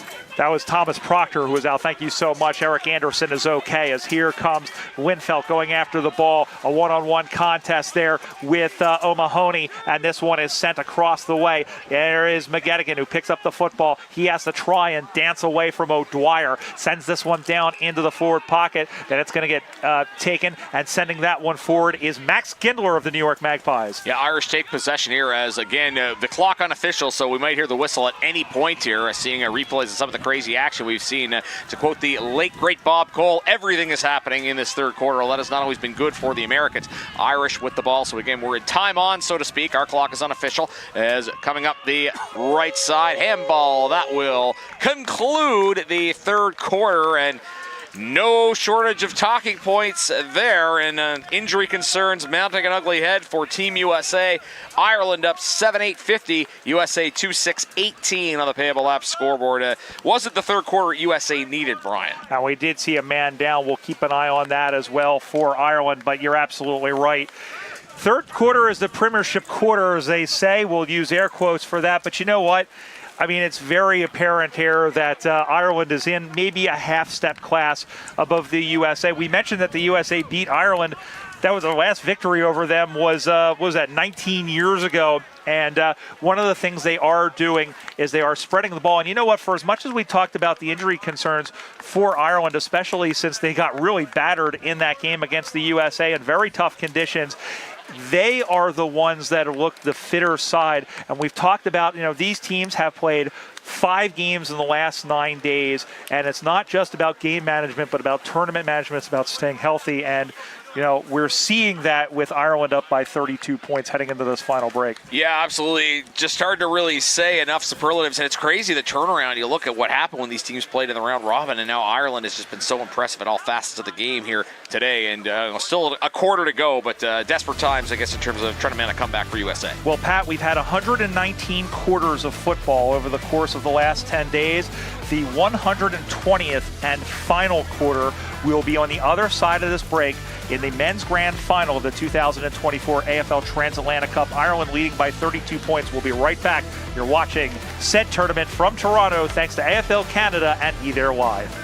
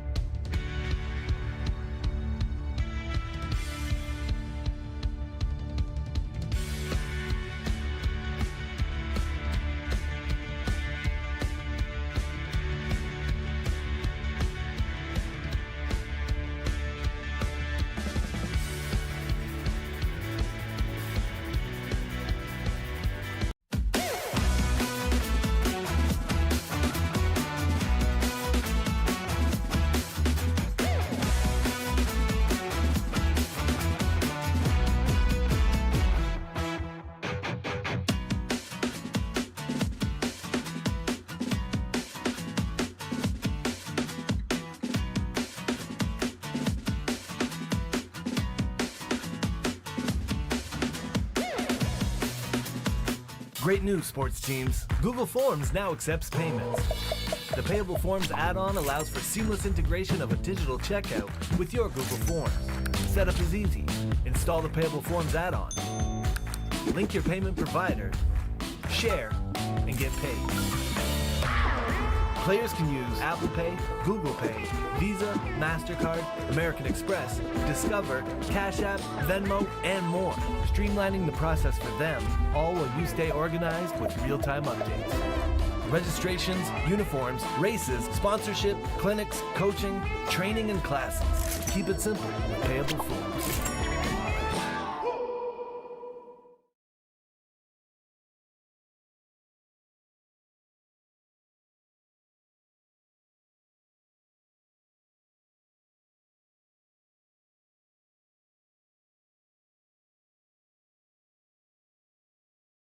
2 points. Let's find out what he was saying and also what Kyle Strensky was saying in the USA huddle with Peter Holden. Thanks, Brian. It was just 20 more minutes. That was it in the Irish huddle. They were talking about 20 more minutes. If you think you've gone hard enough, I want you to go a little bit more. They looked tired, but there was still a lot of good spirit and a lot of just keep on fighting.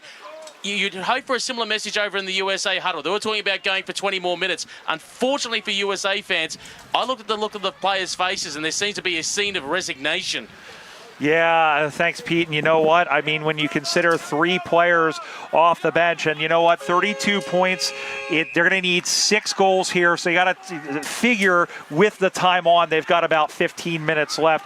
Pat McNeil takes us to start this 4th term. Yeah, certainly a tall task for Team USA, but it's not over until the final buzzer. Ball kicked along the right side. We'll see if they can get an early strike here to try to make this interesting as the ball is marched along there by Daniel Levy, captain of Team USA. Comes way up in the air, goes bouncing here. McClure is after it as he's got a headband on, just one of the many wounds the USA has accumulated here. And that did not look good. Yeah, he might have added to that collection, unfortunately. And we'll watch to see if the umpire signals it. Again, if you just tuned in for final day, we've been playing time on, but the umpire has the discretion to just stop in the event of injury. And certainly that has been a case for the USA, unfortunately, in this grand final. But the game will continue on here. Ball is up. Americans in possession as that's Clyde Simpson. He'll handball it back out. The Irish take possession there as O'Mahony will put the ball at a play. And that is actually going to go back to the U.S. Nope, may have spoke too soon there. We'll wait to getting clarification from the umpire here as the Americans will have a free kick just outside that 50-meter arc. It is Max Kendler, as we mentioned, of the New York Magpies from Brooklyn, New York. McClure is up and okay, but yeah, they've already lost Shark Linehan, and they don't want to lose anybody else. Hey, he's perfectly fine. Stork McClure, who kicked 4 goals in that semifinal victory against Canada, which seems so long ago, even though it was only 2 days ago. But here is McClure walking in with the wind swirling. I think he has it as he kicks towards the Toronto end. Sends this one up on the way, and it's gone through for a behind. They cannot kick one, the USA, and that's been the difference. That's been one of the differences anyway. They go to 2-7-19. It's 31 points. Ireland 7-8-50. And the interesting thing about this is that unless something cataclysmic happens, Pat, here's a very interesting statistic, and one that will kind of boggle your mind as this one, as Murphy comes out the back. We're going to make you wait a second. The USA have now played, in every international cup since 2002, so this is their 7th major tournament. If this result holds, they will have had exactly 2 losses in every one of those tournaments on the men's side. It is amazing how consistent they have been. Of course, still have time to play, but as Peter Holden said, they look pretty dejected. Wheeling around was O'Mahony. Drops this one in front. Tykowski was blocked out of the play. Going to go and pick this one up. Getting knocked down there was Tim Lindfeldt. Stayed with the football. Umpire says he will cross his arms like the first rabbi of Australian rules football, and he says, L'chaim, to life, and we'll have a ball up in front. Ball up is won by the Irish. Tap to a kick by Paul Allen. Looks pretty good off the boot. That's how you do it. Irish eyes are smiling, looking more peachy than Niagara Falls on a Saturday. Goes to 8-8-5-6, 2-7-1-9. Team USA finds themselves trailing to the Irish. Niagara and Niagara on the lake, as it turns out. 8 different goal kickers. That's how they're doing it. We talk about some of the players. We talked about Paul Murphy. We've talked about Connor Power. But it's O'Shea and O'Mahony and Allen and Casey and Dunn and Dwyer and O'Donnell and Owens. It sounds like the starting lineup for the 1895 Boston Red Stockings of the old National League. But here we are once again as the ball is in the middle. And so Ireland, they are 16 and a half minutes away from winning their 3rd major championship. And be interesting to see maybe where they are, given 7 years, where they would be against a team like Papua New Guinea, who, of course, have played in every grand final on the men's side in the iteration of the International Cup Championship, or a team like New Zealand, who they beat in the grand final a couple of years ago, 7 years ago. Lindfeldt takes the mark, plays to the outside now. The ball bounces free. Going to get taken by Martin Del Campo, who takes off. Shrugged aside one tackle. Handball to Simpson, who had to bobble it but got it good. Kicks this one down the line. bouncing in front of Proctor. Going to get sent back from Wichita. It's a worm-burning, finger-breaking, mongrel up-country punt, and I got that right and didn't draw the ire of the production crew. And there's a good mark on the outs there by Darren O'Dwyer, who has yet to add to the scoring tally, and he's going to go back with the hopes of doing so with 15.5 to go in the ball game. And it's surprising given how much he's had of the football. Yeah, he really has. He's got an opportunity here coming up towards the 50-meter arc. Darren O'Dwyer will have a boot. It looks like it's got some pretty good distance. Actually going to make the goal square, and it didn't go for goal, but I think it was mission accomplished. Finds a man in the goal square, and again, the Irish not in a hurry, as Seamus Owens will take his time here with a free kick out in front of the goal square as he's looking for his second of the day. And he would be the first multiple goal kicker for Ireland. And he strides forward. Arches the back and starts the run-up. Sends this one up on the way. Did it sneak inside the goal post? It did. Second goal for Owens. 9th for the Irish Warriors. They go to 9-8-62 to 2-7-19. And we'll head down to the boundary line once again. And Peter Holden, after we look at this replay, and a great laces out mark taken again by Owens, and then going back and slotting the goal, as you see it here, slipping forward. Now we go over to Pete. Unfortunately, I've got some bad news for teammates at the Austin Crows with the USAFL Nationals coming up. For Mark Linehan, it looks like he has done his left knee. He's done it previously. They've suggested that he goes in for an MRI tomorrow. Oh, that's bad. It's bad news back in Austin. Thank you so much. As we mentioned, 8-time national champions. They've won the last 5 in a row. And they've got a lot of players. Of course, that's the same team that Nolan Cox plays for back here. We haven't seen Nolan, of course, some different commitments. He was here in 2022, but of course, you know, if you could pick your best 22, there would be a lot of players who, again, possibly who weren't able to make it who would. We have a player coming off the ground for Ireland. It is O'Mahony, and he is in the the runner has his hand there, and he is wow, he just crashed into one of the I think one of the players over there. So we'll get Pete to check on that. Well, never mind. He is, yep. Well, if you want to find out what he had for lunch, you can go check that out over there, as we'll have a ball up on the far side. I'll tell you what, these players, and we've mentioned this a couple of times, Pat, we were asked to play 5 games in 9 days. In Australia, it takes them 5 weeks to play that many games.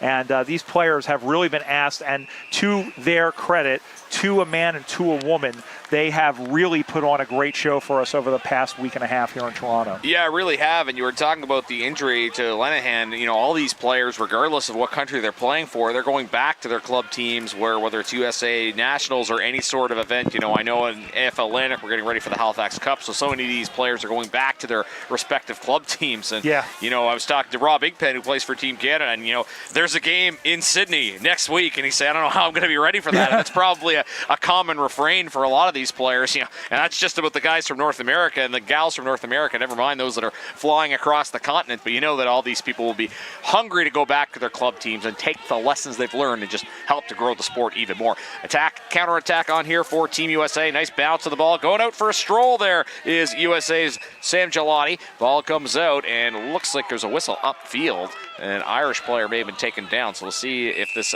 ball comes back. Head to the boundary. Yeah, it was given away against Julian David, who was trying to put on the shepherding work, and he got his opponent high on the way through. Thanks. Good catch there, Pete. And, you know, here's the other thing you have to remember. These people are not professionals. They are playing amateur. Many of them had to pay to get here, and they have jobs. They have families. They have lives, etc. And so, you know, you're going to be on crutches. That may affect your work. I mean, mind you, you know, everybody has their own, you know, ways around it and everything like that so far as being able to do it. And we are awaiting another player coming off, and this is Deneen, who will play on. Out to the near side they go. 2-on-2 contest. No, that was O'Shea, who is one of the, 8 goal kickers, and the ball goes out of the boundary line. And once again, we'll mention the umpires. That is Ellen DeVries, we mentioned, from Country Victoria. She's over in the States doing her postdoc at Yale. And once again, our eternal thanks to the umpires who have literally come from all over the world to help put on this tournament over the course of the last 10 days. And I've been waiting all tournament to clarify that I don't believe Ellen has any relation to former Cape Breton Oiler and former Colorado Avalanche Greg DeVries. But doing a great job. Great arm on Ellen. She was ripping that ball into the contest. It's funny because we have volunteers do it at the regional tournament, and she was out at the super regional tournament in Ohio, putting them to shame with not only, she has the full kit, of course, because she is an umpire in Victoria for the VAFA, that's the Victorian Amateur Football Association, as Dwyer wraps up Simpson and gets the free kick. Ball, they cried. Ball, says the umpire, no, Dwyer, who has a goal to his name. And 10 minutes to go for the USA. I think they are just waiting for this final hooter to go, and Ireland will do the double. And in fact, we'll have to check as this one comes out in front, sending this one on the way. He likes it off the boot, and nope. As that one, Will Bryan was celebrating, maybe trying to influence the umpire's decision, but in fact it is off to the side. 9-9-63, USA 19, Peter Holden. Player that came from the ground after getting hit high by Julian David was Connor Dunn. You may remember around the first quarter he had the ice pack on the cheek, so I wouldn't be surprised if they give him a little tap on the shoulder and say, look, you've done enough for today. Yeah, I was going to say Q in the rack maybe, although Ireland, the way they've been playing, not interested. They want to keep shooting pool. And we'll have a free kick in that pocket. Yeah, Connor Dunn, he's really taken one for the team here on multiple occasions. And, the welts, as I said, really piling up in both teams. I know there was even some injuries coming out of the developmental game yesterday that took place. So it's been some physical football being played here. Ball goes up in the air. It's knocked with a punch out in the defensive goal square for Team USA. Ball is squirming around towards the goal line, and it'll actually be kicked out by the Americans. Oh, spoke too soon. It's actually intercepted by James O'Shea. And again, no urgency for Ireland. The clock is their friend. He can take his time, and I think both teams are also wanting to get into this game healthy at this point. Yeah, and he gets 30 seconds after this. I think both teams are ready to move on to the post-tournament celebrations at Hemingway's in downtown Toronto. And here, striding again, is O'Dwyer. Will he add his name to the scoring tally? No, that might be very close. In fact, the boundary umpire did say that did sneak inside, so it is through 4 behind. That's the 10th of the day for Ireland. They go to 9-10-64.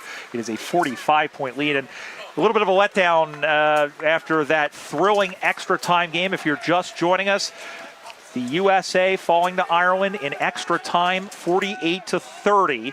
Ireland with their third intercontinental major championship after the two teams were tied in a thrilling game, 30-0. Ireland, or 30-30. Ireland kicking 3 goals in the 10-minute extra time period, give the winning goal to Marie Keating, who has been around this team a long darn time, been around as long as snake oil, as our friend Rod Grillicich used to say, as this one will be played up on the far side. 7.5 minutes to go. Ireland looking very good. USA looking, well, they've done their best, and again, the wear and tear of a 5-game tournament as Shotwell gives this one. He turns it over to the middle of the ground to George Dwyer. Yeah, Dwyer with an opportunity, goes for the switch across. That'll be reeled in there by James O'Shea, who's been good for the Irish today. He'll have an opportunity, and he, again, no urgency on any of these Irish free kicks at this stage of the game. He'll use the handball option as taken down. There was Conor McGrory. The pressure was coming here. So the U.S. still showing some spirit, as that was Aaron Gray that was laying the tackle. He's got a free kick as a result.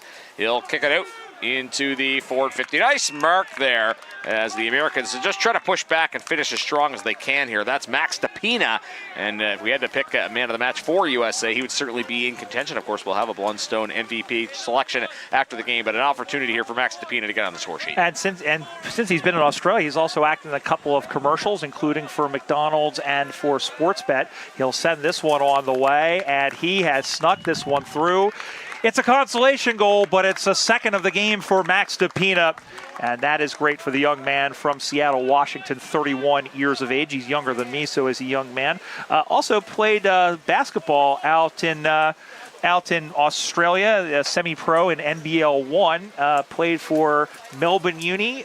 Fitzroy, currently out of the Yarra Glen Football Club in suburban Melbourne. And great to see him get a second goal in this tournament. He's earned himself a frozen Coke from Macca's with that goal, I understand. They're not a sponsor, but that's okay as we move back in the middle once again. And we want to thank really quickly all of our sponsors. We mentioned our good folks here at There Live. We'll thank them again a little bit more. But, of course, the Blundstone Canada and Tin Shack will get the final MVP. We'll start looking at some of the men in green towards that. And, of course, there is the football, which is the Australian High Commission to Canada. Of course, it was the one of the Australian commissioners who performed the coin flip, and of course our good friends at Visit Mississauga. And Mississauga, we will come back to Mississauga. That is for absolute sure. I think that's a word or something along those lines. But yeah, we've had a great time over the last 10 days hanging around Mississauga.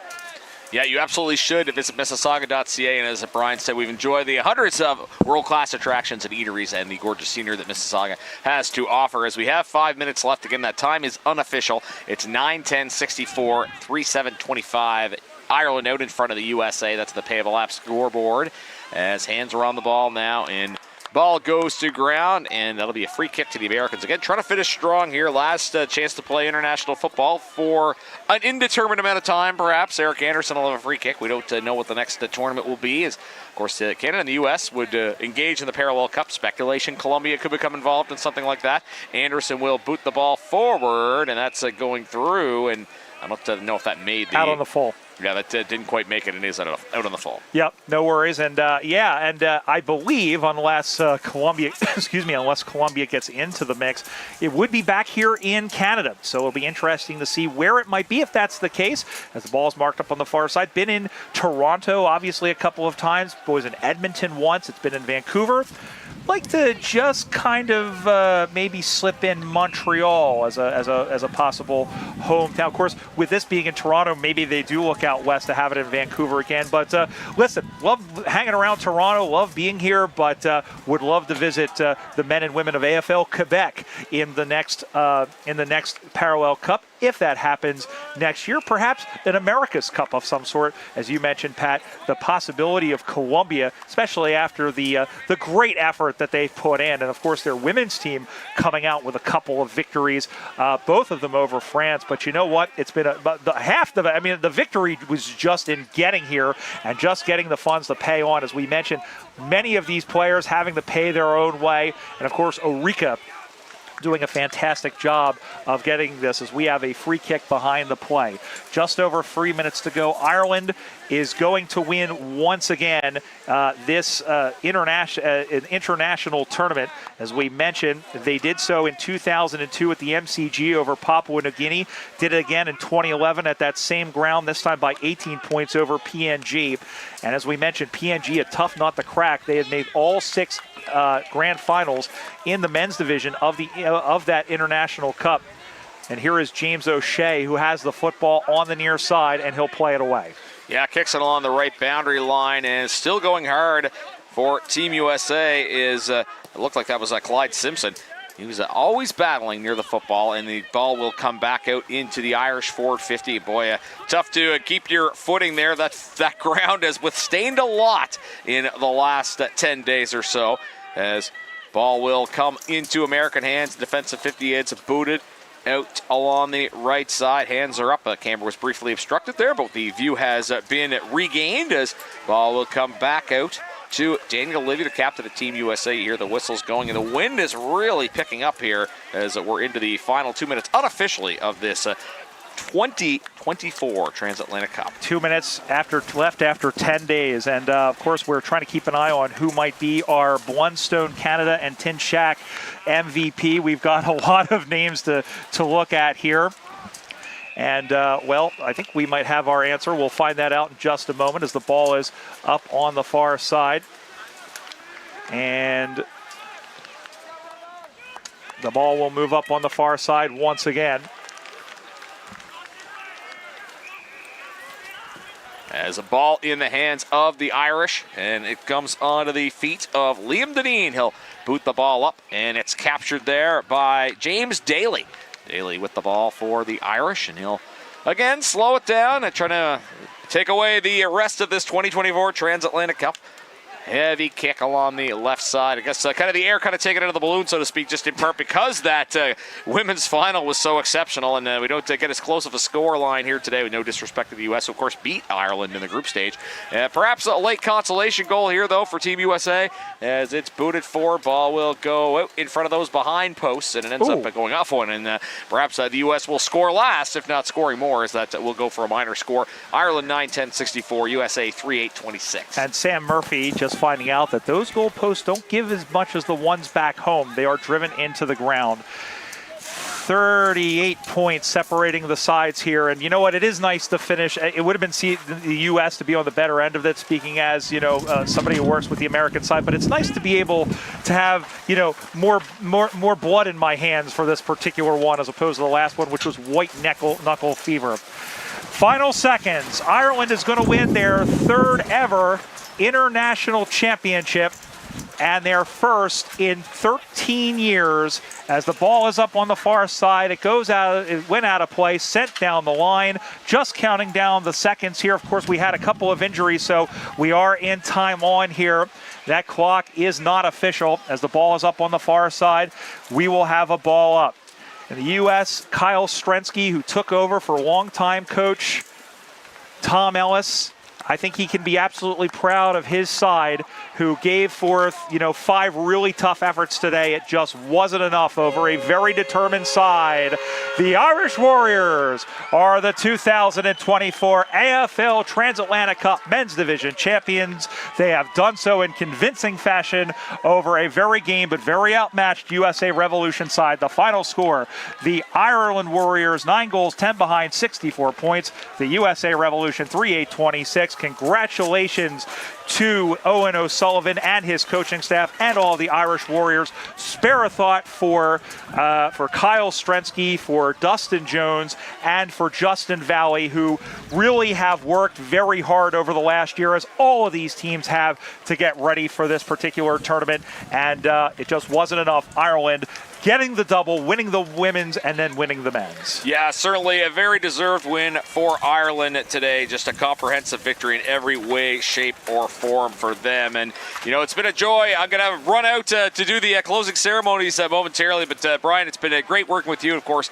Peter Holden and David Smith as well, but a lot of fun with this group. A big thanks to Adam and Nathan, everybody producing here for Either Live. I'm not signing the broadcast stuff. I just have to run out here. Brian will be holding down the fort with capable hands, but I just wanted to say it was a treat to work with everybody here. It's been a real treat to watch 10 great days of international football. I'm going to shake my hand to Pat McNeil. He and I have gone back and forth the last couple of years exchanging information regarding the U.S. and Canadian sides, and it's been great to call with him as the Irish Banshees, who won a little bit earlier, come out. And that's the great thing about this, especially those of us who are, hockey fans and used to the handshakes in the middle of the ground. And it's great to see the camaraderie after really just bashing each other back and forth. The U.S. came out much the worse for wear at the end of the 80 minutes, but it is the Irish Warriors who once again on top, repeating the final score, 64-28. And so for the USA Revolution, I think that, they really have to go back. I think the biggest thing here is, as we mentioned it a bunch of times over the course of this tournament, it's about who could be the fittest and who could be the best, playing 5 games in 9 days. And that was very, very difficult, I think, for all the teams involved, all 12 teams on both the men's and the women's side, of course, 6 each. And the question was going to be, again, who could survive the gauntlet? And it was a great, great job by Ireland. We saw in that game against the U.S., and there were some questions as to whether or not that game was a little bit of a fluke. Perhaps Ireland saving some petrol in the tank for the semifinals and the finals, but they were still very much trying. The U.S. very much wanted the points, especially at the time when it wasn't quite known what exactly would happen in the last couple of games. Of course, the U.S. ended up being the only team out of out of the Americas Group, Group A, to have a winning record. They finished with a record of 3-2. And as Peter Holden joins me here, Pete, it's been a really memorable tournament. Obviously, the men's game wasn't as close as the women's game, but you and I have, and of course, David and Pat have been sitting here. We'll have some long-lasting memories of the last 10 days. Absolutely, we will. And unfortunately, I think for some of the players, some long-lasting scars as well. As we said, it was an injuries galore out there. As we said, Connor Dunn, who had a bit of ice pack at one stage. Sean Paul Henry was trying to test out his hamstring. An effort from Paul Murphy to get back up and playing again because we were worried about his groin injury after the third round of the competition. On the USA side of things, to recap, Mark McClure had a bit of a cut above his head. They end up having to stitch that up. They're worried about the ankle there of Thomas Proctor as well. Worried about the ankle of Shane Quigley for the Irish as well. But the big news, of course, that everyone's got heart and mouth for at the moment is Michael Lenahan from the USA Revolution, from the Austin Crows. The initial check, as they said, from the physio stuff, they said, this is not the official diagnosis. Obviously, it has to be an MRI, and they've got to check it out. They are worried about his left knee. They fear he may have done it. He has done it in the past. Again, he's going to get an MRI on that tomorrow. Yeah, and from the USA point of view, we saw a couple of injuries. In fact, there was the one big injury on the women's side with Liz Ed of the Minnesota Freeze with a broken arm. It's interesting to think like these men and women are going back to their club teams and finishing out their seasons. Of course, the USA season has a couple of months to go. Of course, the national championships in Austin happening in October. AFL Canada, their regional leagues are winding down. Of course, the Ontario League, which has been, by the way, thank you so much to the guys at AFL, the men and women here at AFL Ontario for putting their tournament on, their competition on hold for 2 weeks so that we could play this tournament, and everybody else as well. Of course, they have the league in France, Great Britain as well. So, yeah, it's going to. Some of these injuries are going to have effect on the club sides, but you know what? This is an event that. These players have been waiting for 7 years since the last AFL International Cup. And, it really has been a challenge for many of these clubs with COVID coming back from COVID, and a lot of financial, not just from the organizational point of view, but also as well personal. You think about the fact that many people's finances have been affected by COVID, jobs and livelihoods and everything else have been affected. It's been a long road back, and it is great to have intercontinental Aussie rules football. Of course, we'll have an Asian version of this tournament happening in Ho Chi Minh City, Vietnam, and then a Pacific version of this happening as well in Maroochydore, Queensland, Pete. And everyone is looking forward to that. And once that's done, there's technically, from the AFL point of view, there's no absolute official standings or world rankings, but worldfootynews.com, they try best. They put together a ranking system. They go, the technically first-ranked team is Australia, who will never play a game because it's a professional sport back home. But the next best number one, as they call it, is here at the amateur level. The Irish are going to have a very good claim to stake to that for number one. But, of course, we've got to see how PNG and New Zealand, for example, go in the Pacific. So I'll be very keen to see after December, after all is said and done, how it shakes out. And then hopefully after that, maybe that strengthens the case to finally get back the International Cup. Yeah, that's what we'd love to see, as you saw a great shot of the Revolution, who I think are wearing the embers of this particular game on their faces as they run through the honor guard by the USA Freedom women, who gave it their all today. And that ranking system, by the way, I think it's the closest thing we have to an actual idea. It's been going on since, I want to say, the first international games in 1994. It's kind of an ELO system, if you're familiar with that with chess. Ideally, you get, each game is worth a certain amount of points depending on the ranking coming in. So be interesting to see. Be interesting to see where a team like Colombia would fare, having made its first games, as the wind is picking up and shifting all of us around, Peter Holden. And we just need to remind everyone as well that might be watching online to keep an eye on the AFL Canada social media channels. They will announce after officially done at Hemingway's the All Transatlantic Cup teams. So again, keep an eye online, or if you want to see the actual announcement happen live, you can come to Hemingway's in Yorkville, Toronto, 7 p.m. tonight, the announcements will be made for the all transatlantic teams for men and women, and also as well the mark and goal of the tournament. Yeah, and that's one thing we have been keeping track of over the course of this as we get set for the medal ceremonies and the trophy ceremonies. Of course, the Blundstone Canada and Tin Shack MVP, an Australian legend that has traveled its way to Canada. You can go and visit blundstone.ca as the American team who I think they're ready to get back to the hotel and perhaps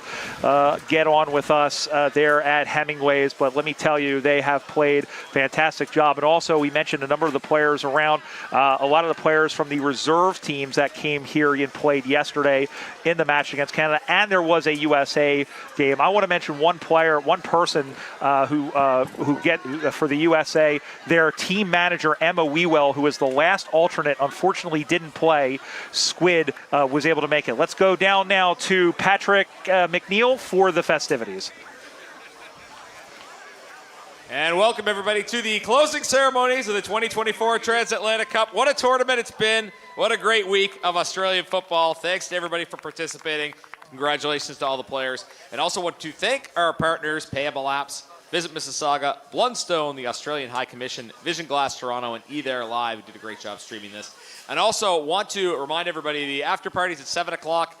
Come to Hemingway's. You can come before 7 o'clock, but at 7 o'clock there'll be the announcement of the mark of the tournament, the goal of the tournament, as well as the all TAC team. So you want to be there for that. So everybody make sure you're there for that. And also, we're going to welcome back somebody we had earlier today, a veteran of 336 AFL games, 718 goals, a St. Kilda captain from 2007-2016, Nick Raywalt, who's going to give us going to hand out the MVP award momentarily.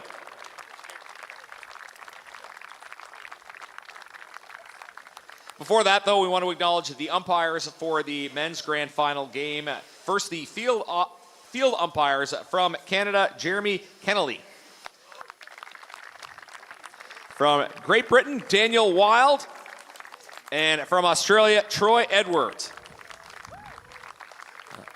The boundary umpires from the USA, Ellen DeVries, Seth McIlvaney.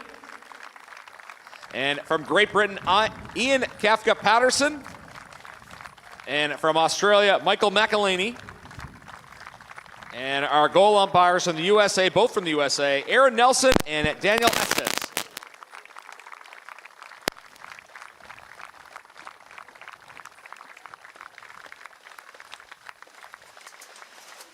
I mentioned that Nick Raywalt is back to present the Blundstone MVP for the men's grand final. And the MVP for the men's grand final from Team Ireland, number 22, Connor Dunn.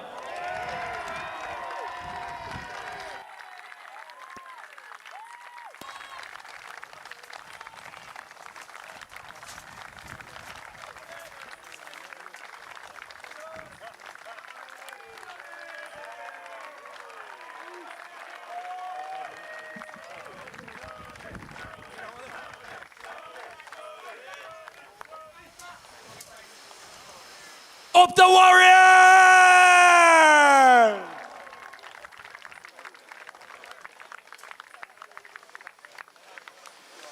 With apologies for not communicating this to women, we're now going to invite the captains of the men's team to speak. First, we welcome the captain of Team USA, the second place team, Daniel Living.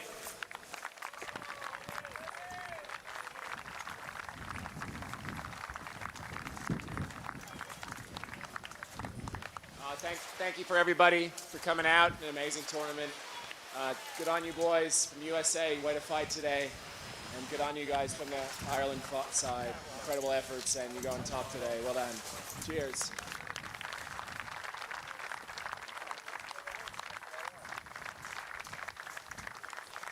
And we'll get ready for the presentation of the trophy. But first, we'll introduce, she's back out here, the co-founder of Payable Apps. Is Betsy Berger, who will help present the trophy to the men's grand final winner. So to do that, and we'll allow him to speak before he shares the hardware, we'll bring forward the Irish captain, Paul Murphy.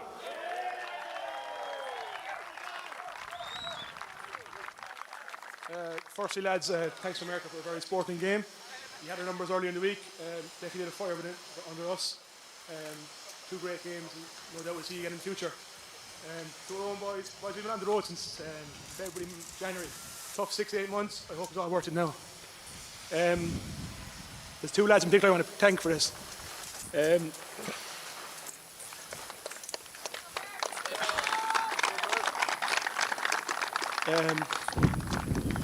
Two lads in particular lads took over.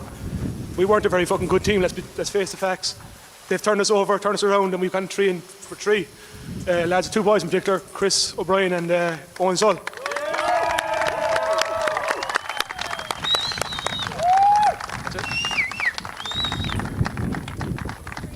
You can give him the trophy, Betsy.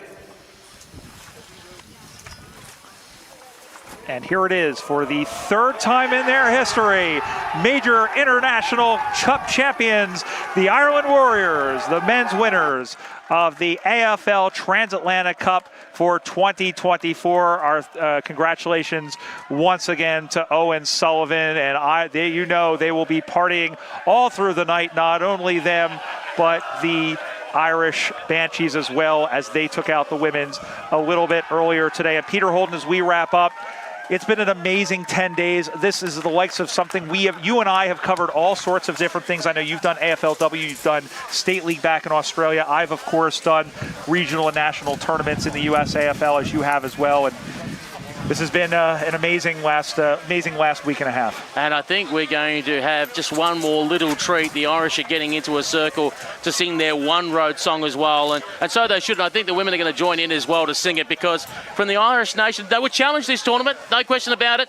Great Britain were the team that were coming into the semi-finals on the men's side, undefeated. Ireland were beaten in the pool rounds by the Canadian women, but they've managed to lift and get through when it wins most. Let's listen in.